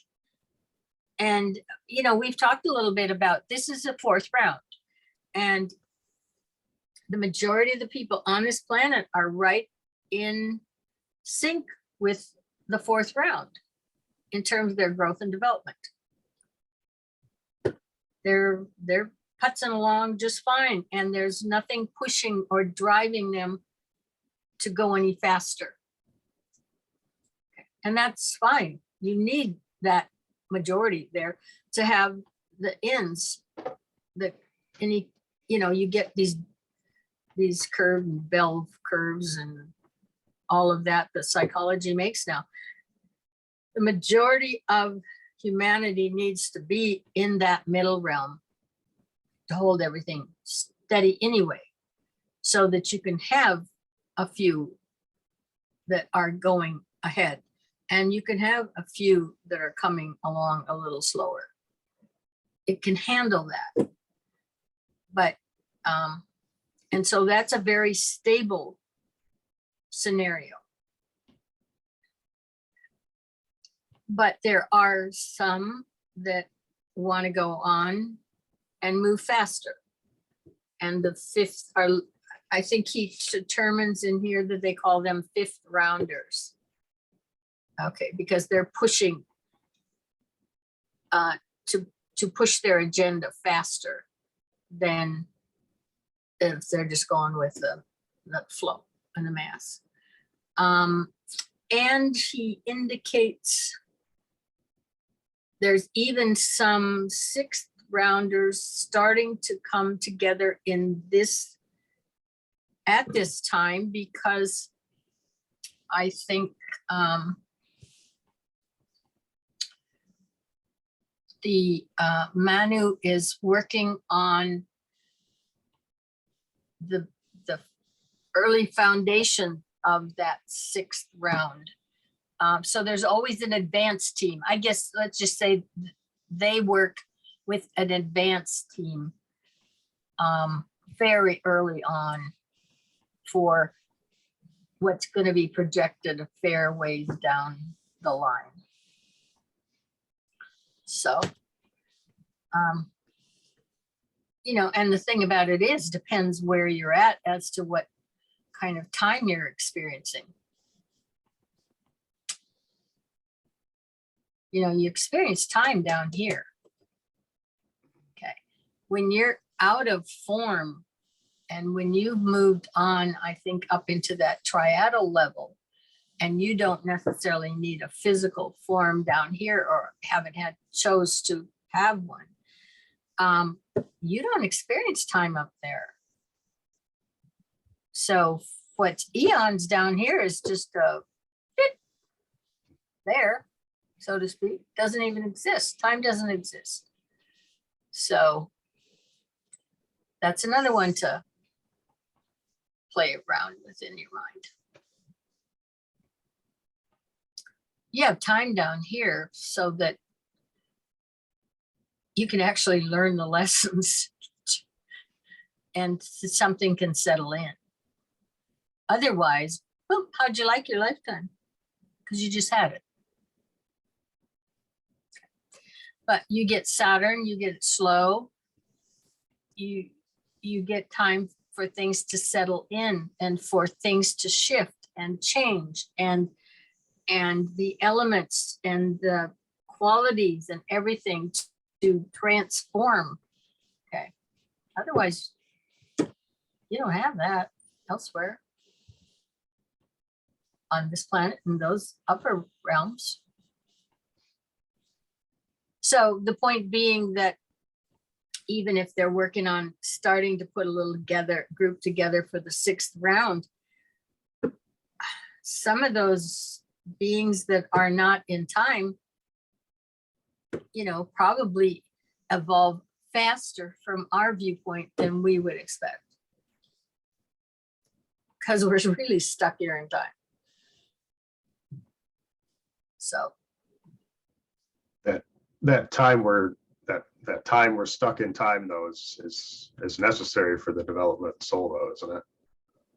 Yeah, because and you can't really kind of just go hang out formless until you've kind of received all those lessons through many reiterated incarnations, right, to kind of gather all, like you said earlier, gather back all the marbles you dropped behind.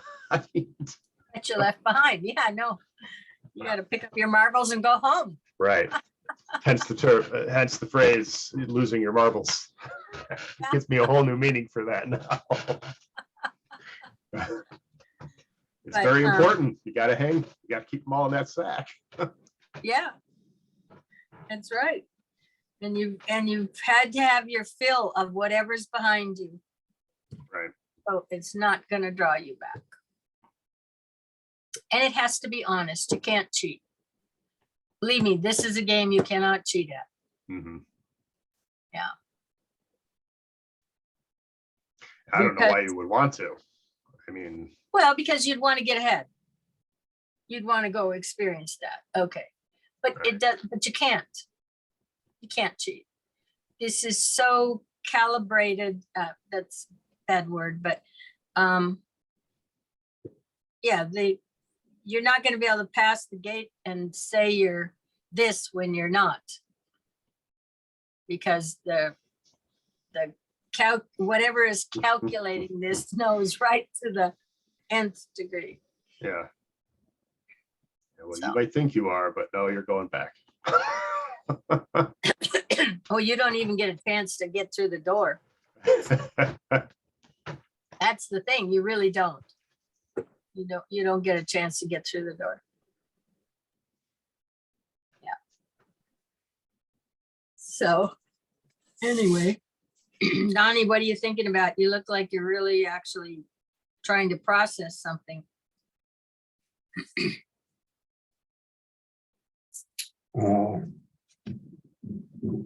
It's best for me to keep my mouth shut sometimes, I think. Okay. How long did it take you to learn that? Good while. Yeah, I'm pretty out there right now. I don't know. Okay. Oh, you know, I'm teasing you. But so when he comes to the point where all proceedeth under the law and not can be hindered now from the work going forward, you get to a certain point where that the lower three worlds will not hold you back because there is nothing left in them to hold you back. And then he says, this is the encouraging point to be remembered, that all proceedeth under the law and not can now hinder the work from going forward. When you've done your great battle, if you will. Note these words in Rule 4. There comes a stage when a man is verily and indeed founded on the rock, and though he may experience the alteration of light and shade, though the waves of the purifying waters may roll over him and threaten to sweep him off his feet, and though he may feel himself deaf and dumb and blind, naught can ultimately defeat the purpose of the soul. All that is lacking is the developed spiritual body, which is equipped to respond to the vibration of the inner spiritual world. It exists in embryo, and the secret of its use lies in the attitude of the brain to the functions of the etheric body, as it exists as an intermediary between the brain, the nervous system, and the mind, or between the soul, the mind, and the brain.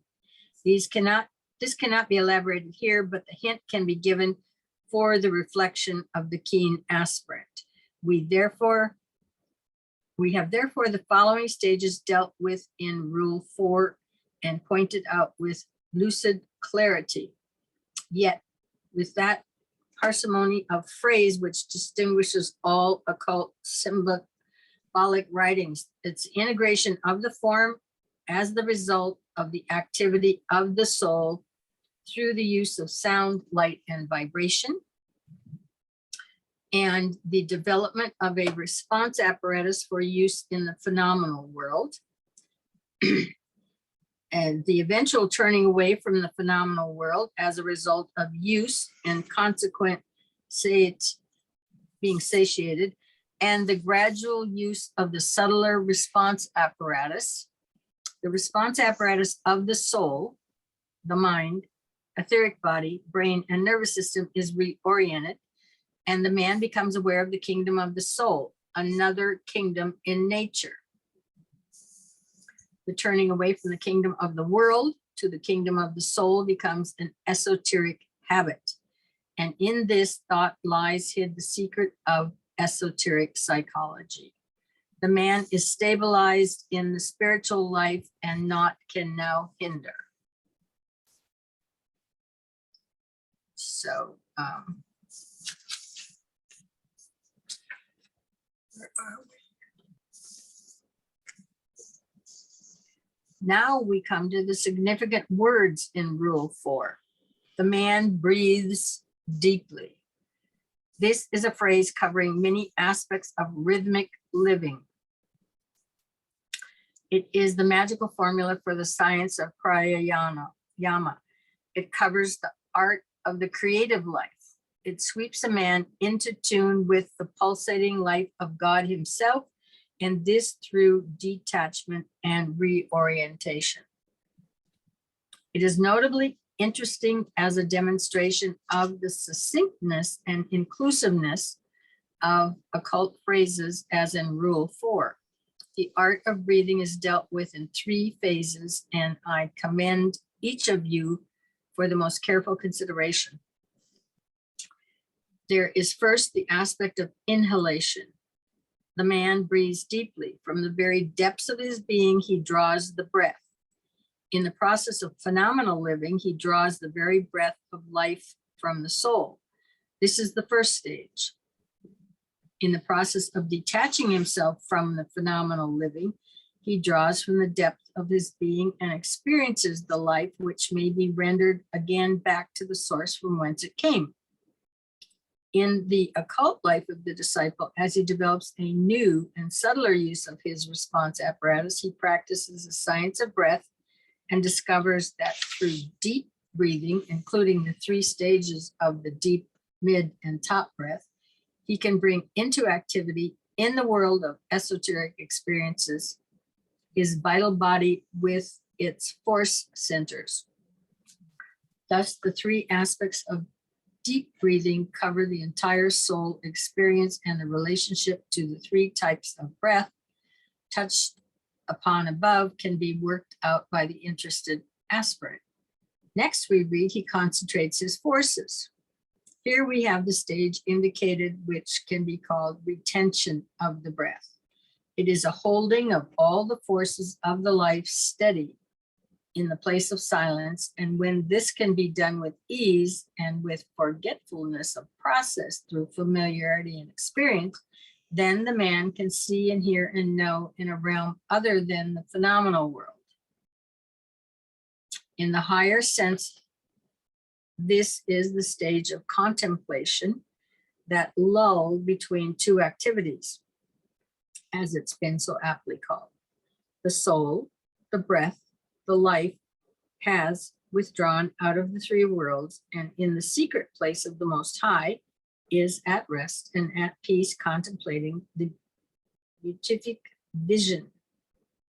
In the life of the active disciple, it produces those interludes which every disciple knows when, through detachment and the capacity to withdraw, he is held by nothing in the world of form, as he is but wrestling towards perfection and has not yet attained. These interludes of silence, withdrawingness, and of detachment are frequently difficult and dark. All is silence, and he stands appalled by the unknown and by the apparent empty stillness in which he finds himself. This is called, in advanced cases, the dark night of the soul, the moment before the dawn, the hour before the light streams forth.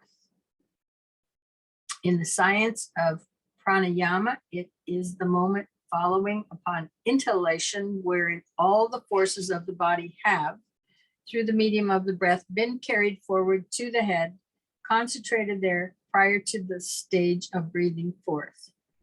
This moment of retention, when properly carried forward, produces an interlude of the intense concentration, and it is in this moment that the aspirant must seize opportunity.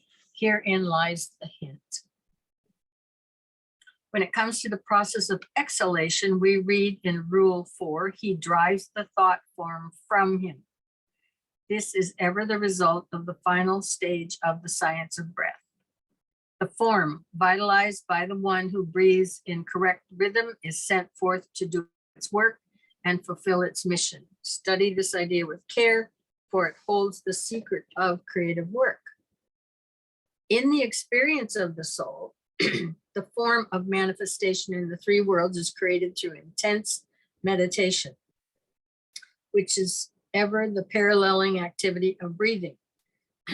Then, by an act of the will, resulting in a breathing forth, the engendered or arrived at dynamically in the interlude of contemplation or retention of the breath, the created form is sent forth into the phenomenal world to serve as a channel of experience, a medium of expression, and a response apparatus in the three worlds of the human living.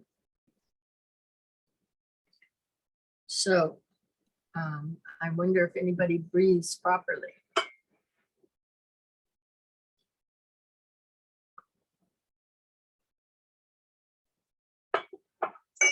Second thing is, if you can do this, hopefully you're sending out the right thought form.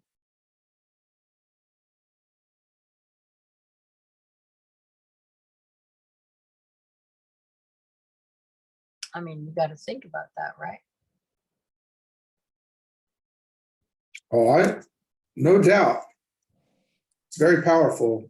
You know, energy follows thought, right? Yeah, well, it's the thought that you got to think about. The Right. You quality gotta be of careful. thought. Yeah. Yeah, you got to be really careful. Yeah. I no doubt. Oh, We yes. learned that here. I think we're actively learning that in real time. Yep.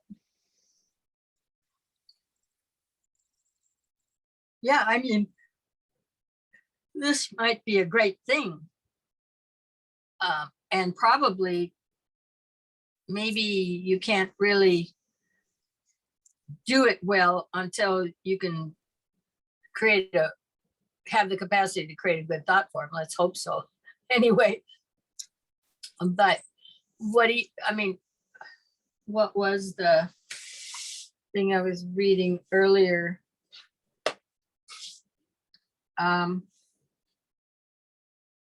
So we were talking, I think we had this conversation before we started today. We have learned that the human being is entirely conditioned by his instrument of expression and can express no more than his nervous system, his brain, and his glands permit. So the quality of the thought form that you want to send out there really should be of concern. The thing about it is, most people, whatever they send out, they think about it again, which means they bring it right back to themselves. They don't have the real control to just send it out and let it go. Okay. It's just like, you know, you decide you want this or you want that, or you want something to happen or whatever. And you keep thinking about it. Well, he indicates you never let it get out of your ring past knot, if you will, your magnetic field, to go get whatever it is you want and bring it back.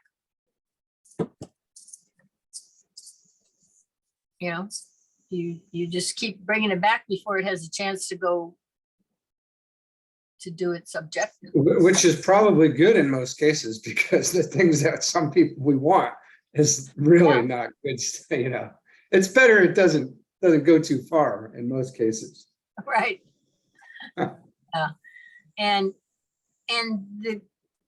the ability to determine something like that, or I mean, the common one, you know, is for the people, I want a boyfriend and I want the boyfriend that looks like this and is boom, boom, you know.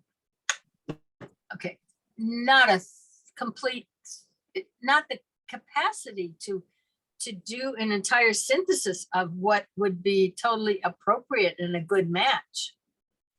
You know, I mean, we don't even have the perspective. It was like I was saying earlier when we were having a conversation about choosing the time for babies to be born. That is for the most part not something that astrologers should be doing,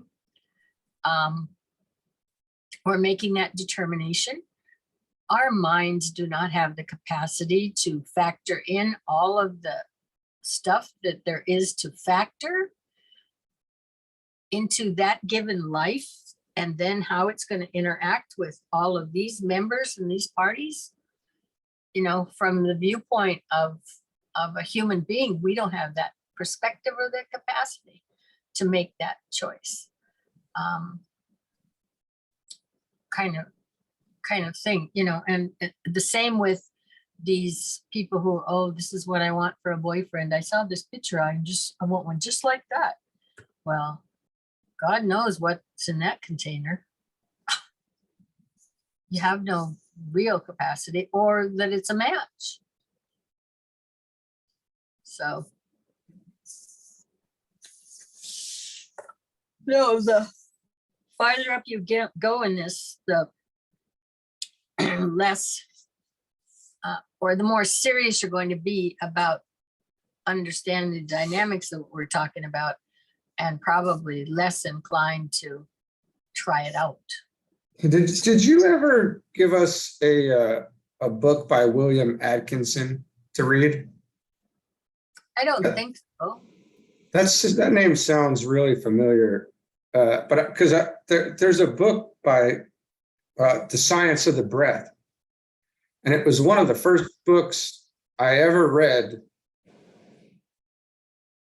early, about 5 years ago or something. It was one of the very first books. And it goes into how to breathe and the exoteric side of breathing. And it actually teaches you the proper way to breathe, and it explains why it's the proper way to breathe. It's the way a dog breathes, and we don't breathe like a dog from the belly. We breathe weird, and then it makes sense how DK is saying the middle part of the breath, and that's.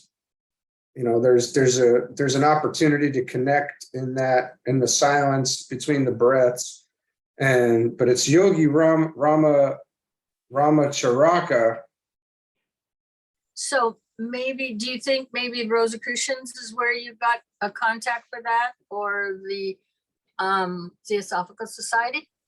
No, I was drawn. That was one of this is way before even all of that. But the guy's pseudonym, it's William Atkinson. And I guarantee I have a book up there by William Atkinson somewhere. But regardless, I just wanted to say that book, Science of the Breath, it's amazing. And it's out there for everybody to dig into. And I found it to be important. Early, even early on too. But no doubt the Rosicrucians go into all those things deeply as well. I don't know. I know that it wasn't me that referred you, so I just didn't have any idea who else you. I wasn't sure. William. Oh no, our book that you gave was from Walker, right? That's Physics of Consciousness. That's right. Okay, that's why I was getting those two mixed up. Yeah. Sorry, didn't mean to interrupt there. No, that's fine.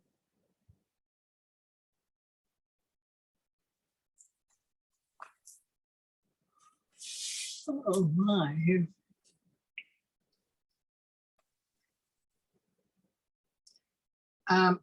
In the experience of the soul, the form for manifestation in the three worlds is created through intense meditation, which is ever paralleling activity of breathing. Then, by an act of the will resulting in a breathing forth and engendered or arrived by dynamically in the interlude of contemplation or retention of the breath, the created form is sent forth into the phenomenal world, serve as a channel of experience, a medium of expression, and a response apparatus in the three worlds of human living. In the life of the disciple, through meditation and discipline, he learns to reach high moments of interlude where whenever he concentrates his forces on the plane of soul life, and then again by an act of his will, he breathes forth his spiritual purposes, plans and life into the world of experience. The thought form he has constructed as to the part he has to play, the concentration of energy which he has succeeded in bringing about, become effective. The energy needed for the next step is breathed forth by the soul and passes down into the vital body, thus galvanizing the physical instrument with the needed constructive activity. That aspect of the plan which he has appreciated in contemplation, and that part of the general purpose of the hierarchy in which his soul feels called upon to cooperate, is breathed forth simultaneously via the mind into the brain, and thus he drives the thought forms from him. Finally, in the science of pranayama, this stage covers that exhaling breath which, when carried forward with the thought and conscious purpose behind it, serves to vitalize the centers and fill each of them with dynamic life. More need not be said here. Thus is this science of breathing deeply. We have the whole process of creative work and of the evolutionary unfoldment of God in nature covered. Well, that was a big idea in about 2 sentences.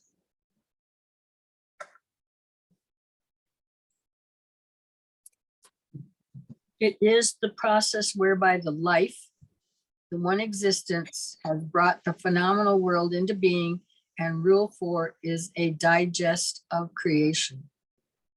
It is equally the formula under which the individual soul works as it centers its forces for manifestation in the 3 worlds of human experience.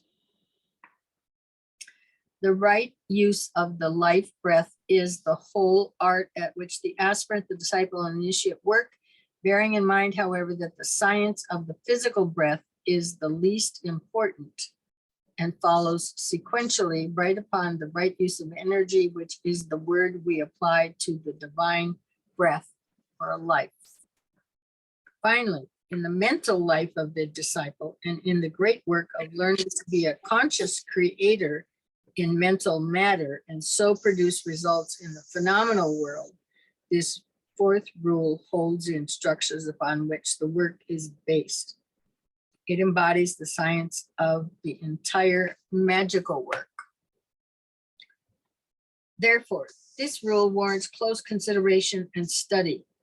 Rightly understood and rightly studied, it would lead each aspirant out of the phenomenal world into the kingdom of the soul. Its instructions, if carried out, would lead the soul back again into the phenomenal world as the creating force with soul magic and as the manipulator and dominating factor of and through the medium of the form. In the training of the Occidental student, blind, unquestioning obedience is never asked. Suggestions are made as to method and as to technique, which has proved effective for thousands of years and with many disciples. Some rules as to breathing, as to helpful process, as to practical living on the physical plane will be imparted, but the training of the new type of disciple during coming age, it is the will of the watching gurus and rishis that they be left freer than has hitherto been the case. This may mean a slightly slower development at the beginning, but will result, it is hoped, in a more rapid unfoldment during the later stages upon the path of initiation. Therefore, students are urged to go forward during their period of training with courage and joy, knowing that they are members of a band of disciples, knowing that they are not alone, but that the strength of their band is theirs. The knowledge of the band is theirs too, as they develop the capacity to apprehend it, and knowing also that the love and wisdom and understanding of the watching elder brothers are back of every aspiring son of God, even though apparently and wisely he is left to wrestle through the light in the strength of his own omnipotent soul. And that is Rule 4. Yay.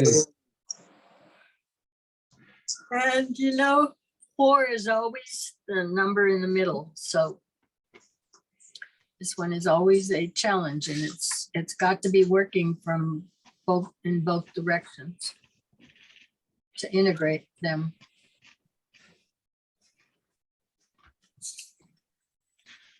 Harmony through, what's that called? Harmony through conflict. Yeah, harmony through conflict, the bridging. Yeah. Bridging the lower and higher. Yeah, I'm getting that. And, at some point, I think it's DK that says, if we knew how to breathe properly, we would avoid a lot of illness on the physical plane, actually. I'm sure we would. As a whole, humanity as a whole would. Yeah, no, I got it.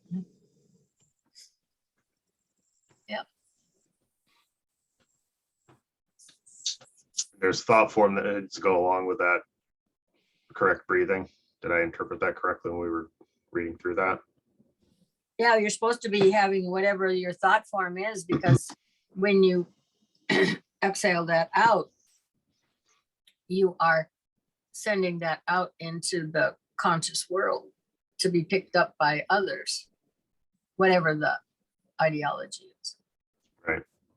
In a very big way, on the physical plane, as far as health goes, we don't exhale deeply enough to expel all of the junk that's in at the lower. So I'm just throwing that out there. Yeah. Well, and my family are shallow breathers, period. It goes through the whole line, evidently. So we don't even inhale enough. Yeah, both ways. We don't inhale deeply enough, and we don't exhale deeply enough, and we don't take enough time in the middle Think To about retain what that, we're yeah. doing and to think about thought form. Well, it's interesting because you see a lot of stuff out there about meditation and how you're supposed to kind of clear your head and just kind of let those thoughts pass by. But it's obvious through this that you've got to make sure you're being careful about those thought forms.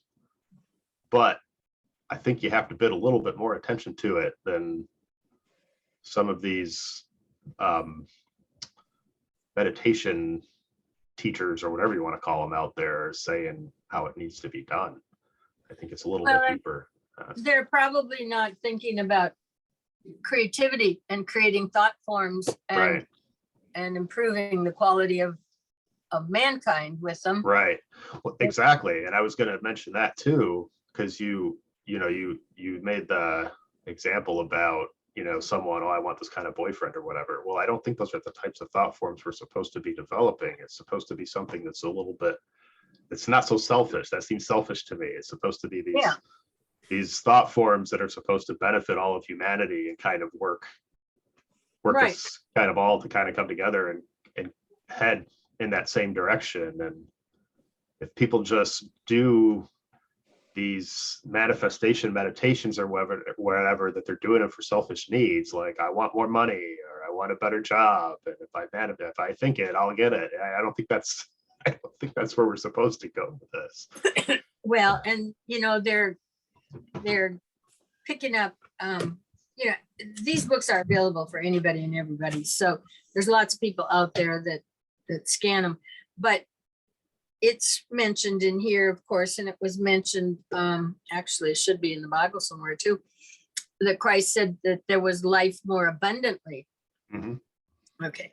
Well, translated, that means more stuff in today's world. In other words, the abundance was that we're actually can go beyond the realms of this solar system into more of a cosmic existence. And I'm talking about individually,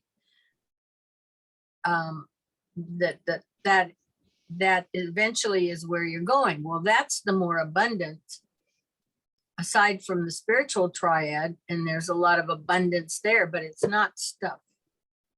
It's not a better boyfriend. It's not a better car, a better house, or anything. But there is a great number, and so they manifest. I manifest this, I manifested that the other day. I mean, I hear this Right. because I'm in California, you got to remember. Southern California on top of it all, where manifesting is a big deal. Okay, I'm going to manifest this and that and so on and so forth. First of all, like I said, you have no clue of what you're asking for because you don't understand the full dynamic around anything.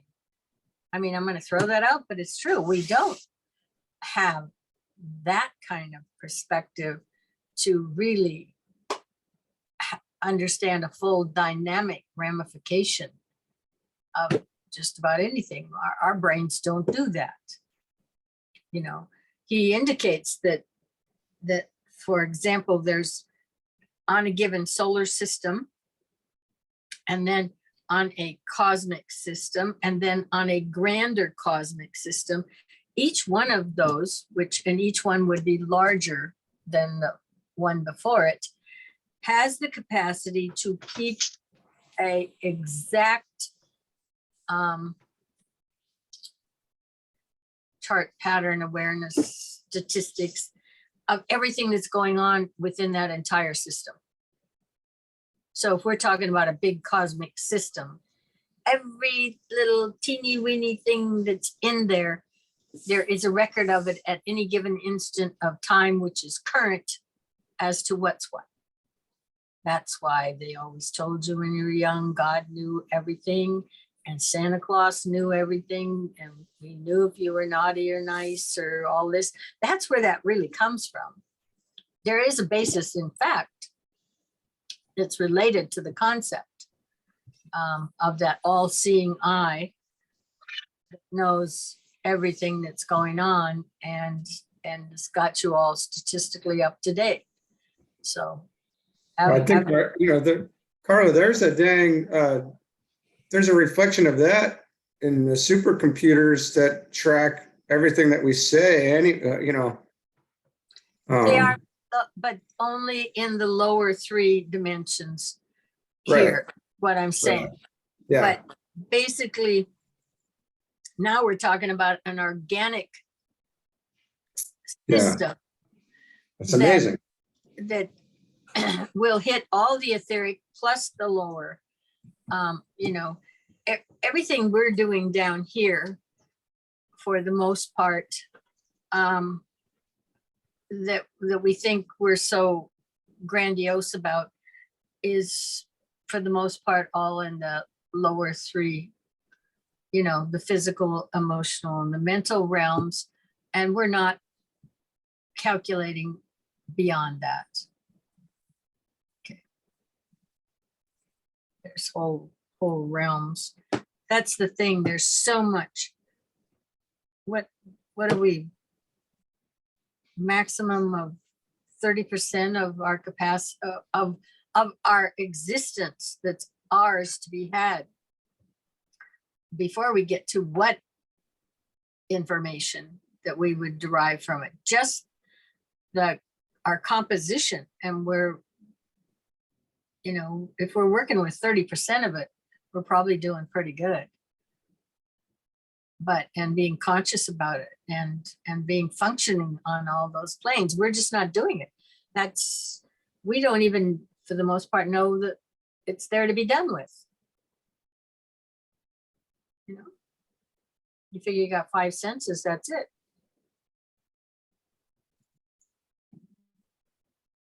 They're evolving. Can I ask a question about those higher levels of the mental plane? Is that where the pieces of the puzzles come together, and this all seems to make? Did he freeze up? Yeah, you cut out there for a second, Donnie. How about now? Good. On the higher levels of the mental plane there, or at the highest, the top 3, I guess, is that where the pieces of the puzzle? This is where it all makes sense, or it all adds up, and you. What's supposed to make sense? Does the lower three make more sense there? And that's the bridge to where there's understanding, like there's real understanding. What do you want to understand? I want to know everything. Then wouldn't you have to know that whole chart Yeah. from page 117?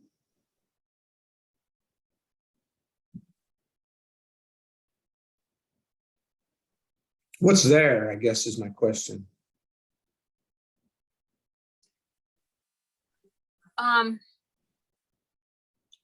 I think from what I've read of people who have probably functioned or perused that section of that plane,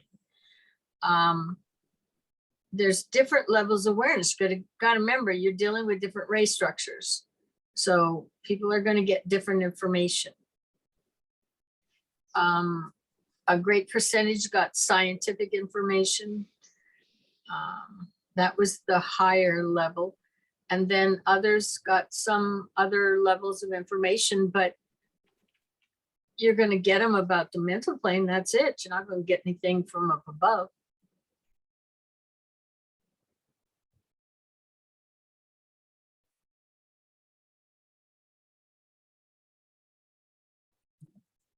I guess my question is there a blending there's a blending there, wouldn't there be? Blending of what? I'm trying to get at what you think you're I gonna don't get. know. I don't know. That's what I guess. Yeah. Yeah. You don't know, we don't know, but It matters pertinent to these lower three planes, but pertinent basically to the mental plane. But it's probably not going to answer a whole lot of questions. A sector, but you would still have I'm going to use that chart as a reference. You're still going to have four planes above that are not going to be fed information to that level. Is that what you're asking? yeah, I suppose. To see if that's, I guess maybe if that's where there's clarity, real clarity available while you're in this physical body down here, is when you're at the higher level, when you're there, I'm assuming that there's clarity. I don't know.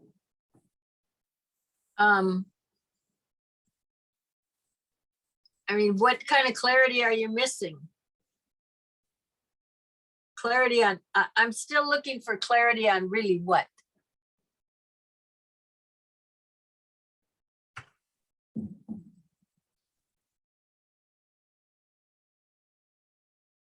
I don't know. I guess on the whole, do the lower three seem to add up to a level of clarity on those higher planes? And then you it's clear, I guess you let it go, but is it, I don't know. Well, It's become so subtle that I don't know. You seem to understand this down here, that you can let it go. Is that? well, you've worked your way to letting it go to get there in the first place.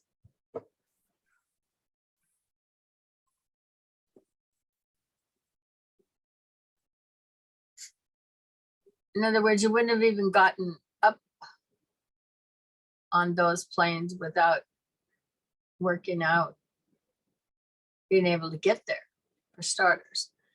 And it's only the physical plane that you're going to get maybe a data drop on. that would maybe have some kind of detail. It depends, like I said, it really depends on your race structure. But as far as clarity, I would think it would create more questions than it would clarity. If you get more information, it's not going to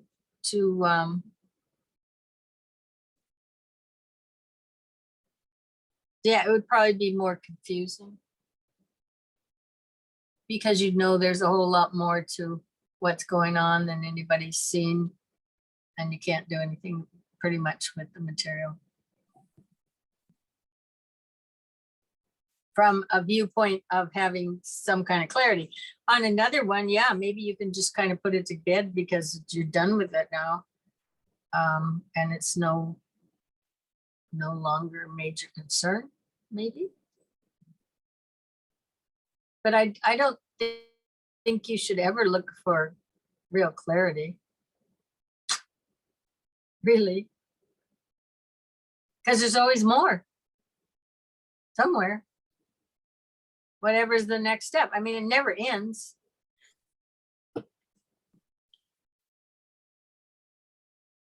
You're looking for something definitive and what so what are you going to do with this clarity?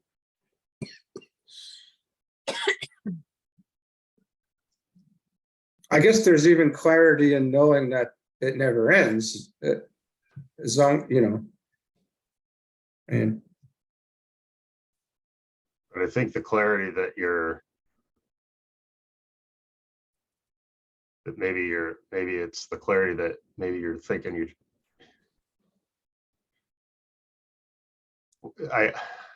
if you're up on those levels and you don't really care what's going on down here, then why would you really need that clarity? Because you've already clarified it, you've already made sense of it, and you've dissolved it, and you've moved up. So I think, is it really even necessary? Would you even care to have that clarity? Because you don't really need it.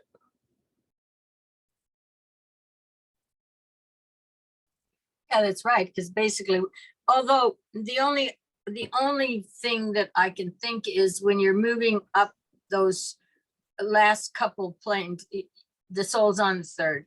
So you got second, you got first if you're going to move on. Maybe you need a data dump just to get what's on there, just so you don't care anymore. In the same way that you're no longer pulled back to the other planes because there's nothing that you don't know. But as far as it having clarity, and now somehow you're going to breathe deeply and feel like you're well-grounded or something. well, You're on to the next. I mean, there's well, let's just give for instance, we're talking about like the rays, right? And I'm studying the rays. I don't understand it all. And I don't know that I don't know that that's possible from anywhere down here. I don't know. I guess my question is there a way to look out and you see, oh, that's how that energy is intermingling with well, the fifth ray is. You might see specific a view where you have the capacity to see within that level of something, or you can see it etherically and you can see activity, so on and so forth, if that's what your ray structure is gonna come out with. And it gives you a certain understanding of some functionality. And I mean that way. In other words, oh, that's how this functions, or something. Because believe me, the energy certainly moves around differently. I mean, science even knows that. Although I don't know that it has all the detail that way yet. It's seeing in those those realms. But the bottom line is we know that that somehow that quantum realm functions a little differently than Newtonian physics.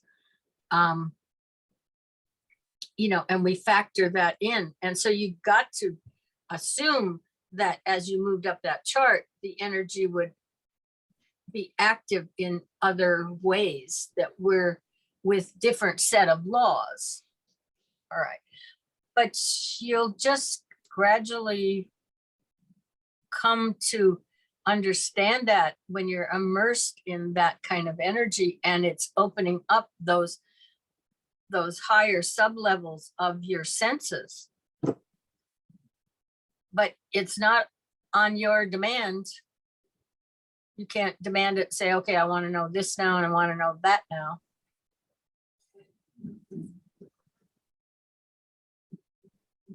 You're not calling the shots. Well, no doubt. So, you No know, doubt. you should be a grateful recipient, or however you want to put it. But, you know, there's got to be a little humility at that point. It seems, I guess, you know, the question is all these teachings, it all adds up to a single understanding, or is it, you know, I don't know. I guess that's my question. I would think not, because you've got these different realms. I mean, you have to understand the different levels. I think he indicates the goal for a human being is to be a fully conscious unit in the body of this planet, like one cell, you know, like a cell. You would represent one cell in this planet, but fully conscious of what's going on. But that would be a long journey. Well, it sounds like there's clarity there, you know. Yeah, but the point is you don't, first of all, there's probably a lot less going on than you think, because you got to remember all the phenomena is gone. Okay, you're living in a world of phenomena. You got action, action, action all the time. Something's happening. And you're seeing substance. You're seeing things clothed in substance. You're not seeing that up in those levels. So all of this stuff, all of this activity that you have to interact with, it, none of that's going on those levels.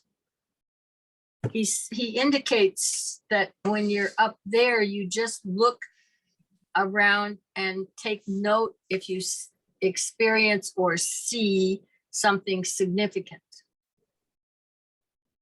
Now, not something meaningful, because that meaningful was the soul interpreting down here, weighing it against your entire history to determine what you just experienced and where it should be categorized or where it should fall. You don't have that, any of that anymore. So his remark was significant, which I suppose can mean a little something out of the ordinary. So your perspective is just growing gradually. Yeah, it is, but you can't translate it to really compare it with your everyday activity here. Right. At all. Right. That's just not even there. That's right. The perspective has grown to let the little things go. Then it grows to bigger. Well, first of all, you're not in the realm of consciousness anymore, and you're not creating consciousness. You're in the etheric. You're getting downloads, so to speak. You are being immersed in something that is. Okay, see, I think that was probably the answer to the question. Okay.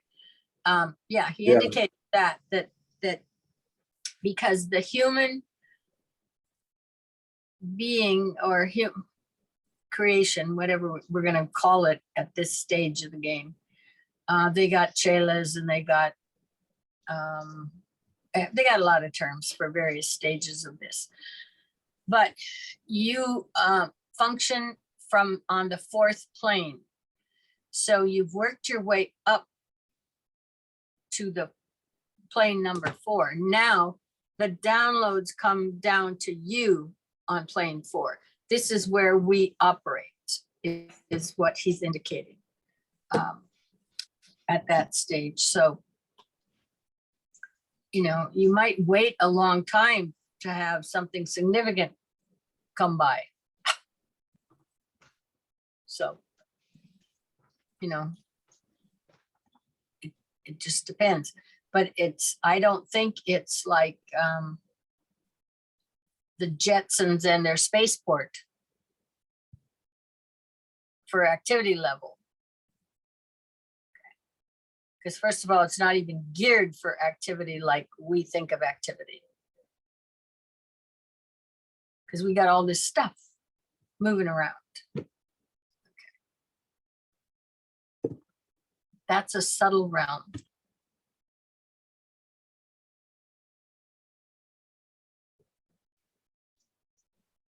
Sounds peaceful.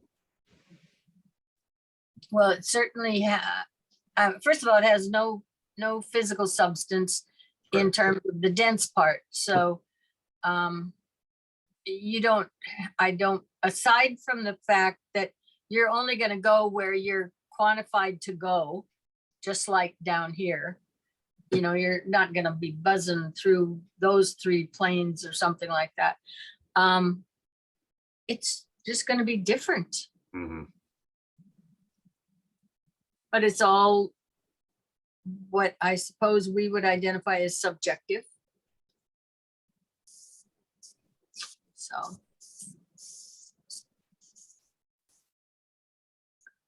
And like I said, it's a matter of going through those realms and having control of all of those realms, just like you did below in terms of the energy, so on and so forth. And then when you get to that point, they say, oh, hi, well, you can't stay here. So now where you pick out where you want to go, and we'll start getting you on the road. Blavatsky has made it very clear that this is not the weary, I think she says the weary pilgrim finally arrives, but nobody gets to stay on this planet. In other words, you can't go into park and decide to just stay at whatever level you were that way.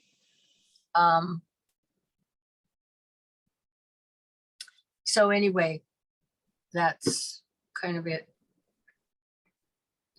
The mental plane is also subjective, yeah.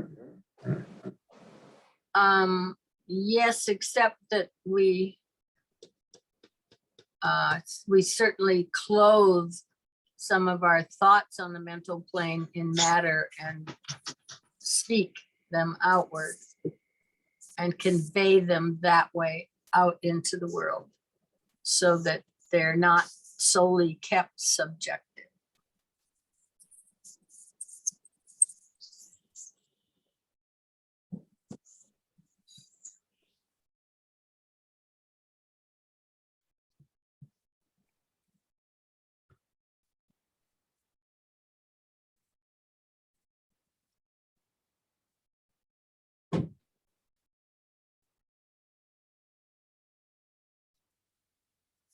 I mean, it's important to go to that place still, you know, for us growing up.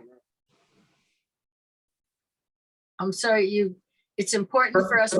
For us growing up, you know, it's important to recognize that place, I think, right? And the power of what we're talking about in Rule 4 and the sound and words. And Sure. I think we take, you know, we make a mess of it from my perspective, I even still, I know I do. I make a mess of my words still. I don't look at them as I probably as deeply, or I don't think about them before I say them as much as I should.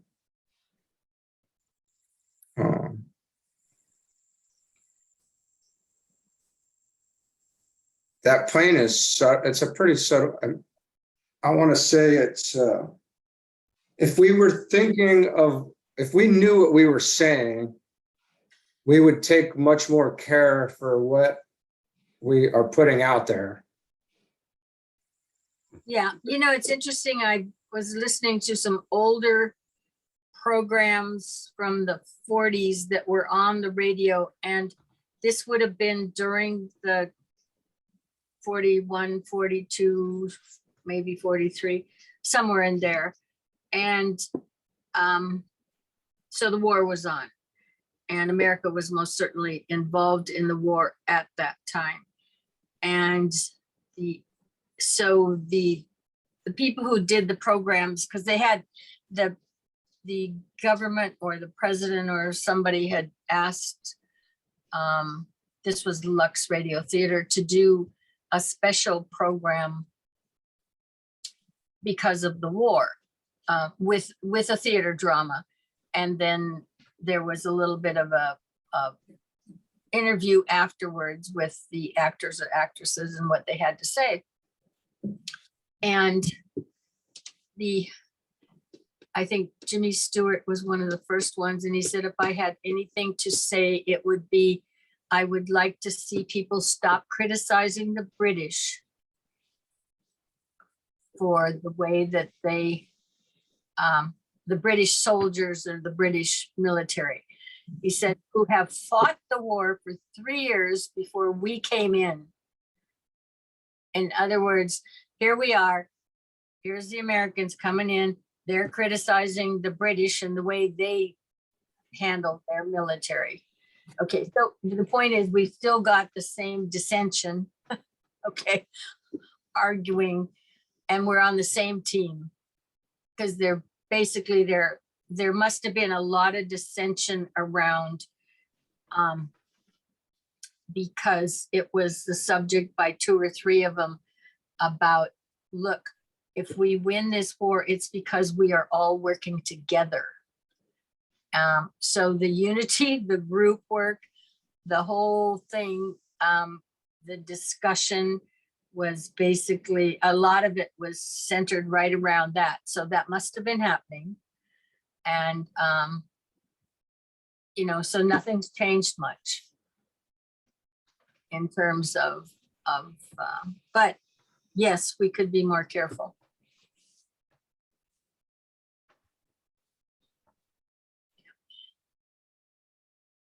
It's supposed to be about connecting consciousness between people. It's supposed to be recognizing other people, which is very significant. If you recognize them, they've been given a space. Certainly in your consciousness, and probably consequently in others. And that's what the planet needs, is that unity that comes from that willingness to, I mean, if you want to reduce tension in your life, make more space for the people out there in the world who are in it. You don't have to work so hard trying to reject them. Doesn't mean you have to physically interact with them all the time, but just don't cut them out, because that takes a lot of energy to reject people. And what this planet needs is, it needs the unity of all of this energy interacting and having a free flow, not a blockage.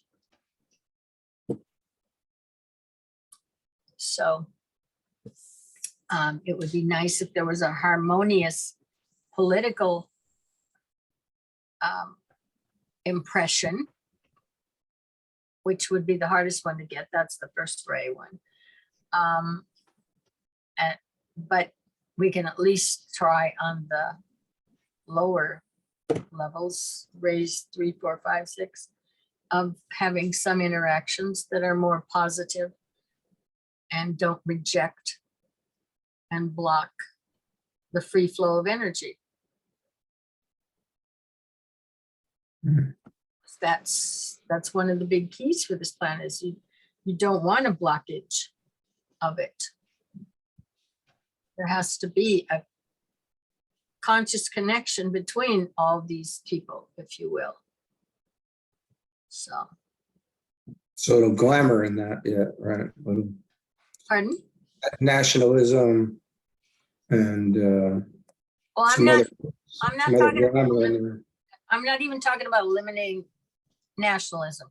I don't want to get super political there because that's not really what I mean, but it's just making room for everybody, psychologically making room for everybody on the planet. Okay. If that makes any sense to you. Sure, It- sure. You know, because when you're so busy rejecting this or that, that takes a lot of your energy to reject.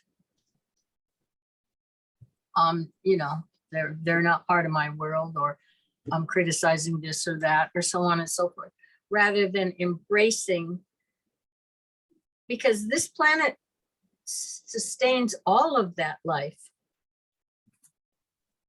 It's not rejecting it, you know. And the indication is that people aren't born here by accident. If the soul didn't indicate it was time for another incarnation, nobody's dumping an incarnation on that soul that wasn't ordered. Okay. So, I mean, if you might think it's by accident, but it's not. So there's something going on in that regard. You know, if we could find better ways to interact and function together, more constructive, more harmonious, there's a lot of room for that. And ultimately, it has to happen on this planet for this planet to evolve to the state that it's going to. And I think it'll only put up with so much crap before it decides it's gotta make an adjustment. It's done it before. You know, we've had floods, we've had volcanoes and islands sink, and other civilizations have gone by the wayside.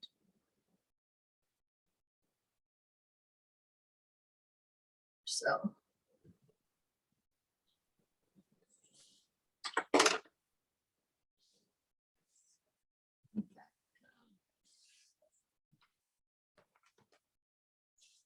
I think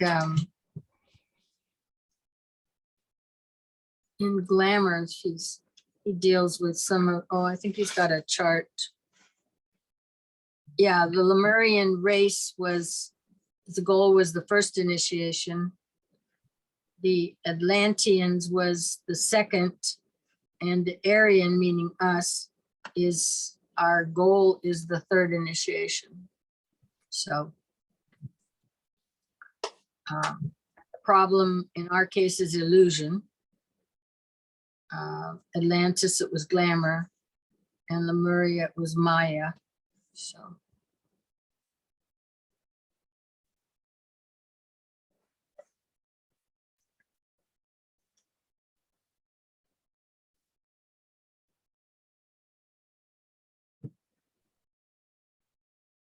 You know, sometimes you have harmony through conflict.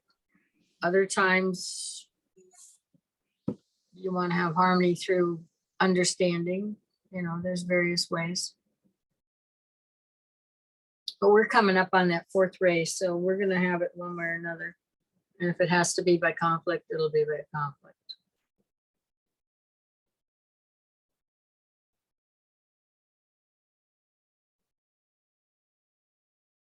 That'll be our choice.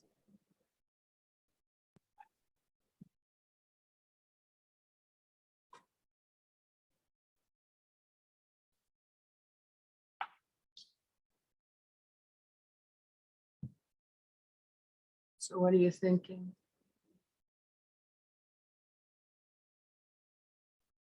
I think there's probably a lot of people that don't want conflict. A lot of a large portion of humanity probably does not want conflict at this point. Or, Right. it would take recognizing those, recognizing those who do want it, and then really taking a look at, why they want it at this point. Why the separation? Why do they want? I think the people who don't want it is probably the majority. I would assume. I don't know, because they may not want conflict, but they may not want the change that's required to really eliminate the conflict. So, I mean, there's a lot to it. It's not just one thing. Yeah, no doubt.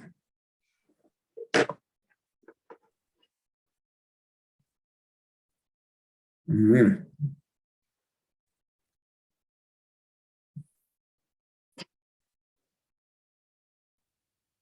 That's deep stuff there. Yeah. So are we finished for today? Sure. Yeah. Yeah. We got through rule 4. Yeah. 5 sessions. 4, I think. Is it 4? Think so. All right, I'm gonna stop it here. Okay.